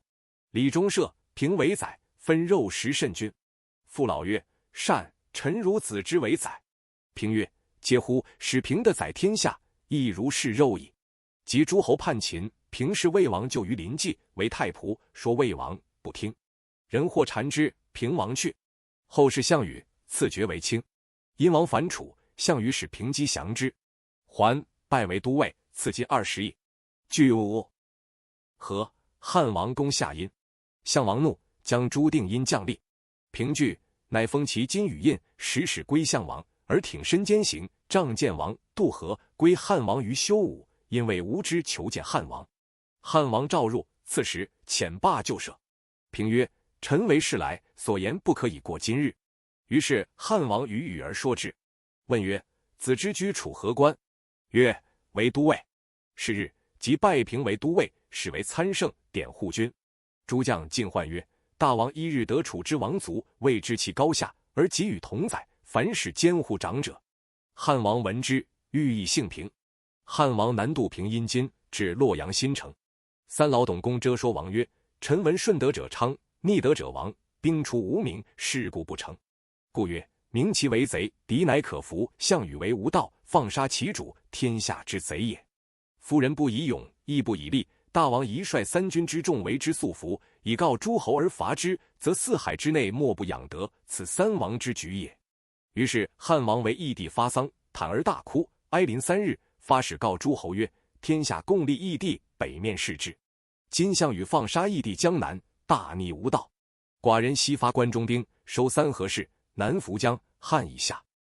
愿从诸侯王击楚之杀义帝者。”使者至赵，陈馀曰：“汉杀张耳，乃从。”于是汉王求人类张耳者斩之，持其头遗陈馀，馀乃遣兵助汉。田荣帝横收散卒，得数万人，起城阳。夏4月，立荣子广为齐王，以拒楚。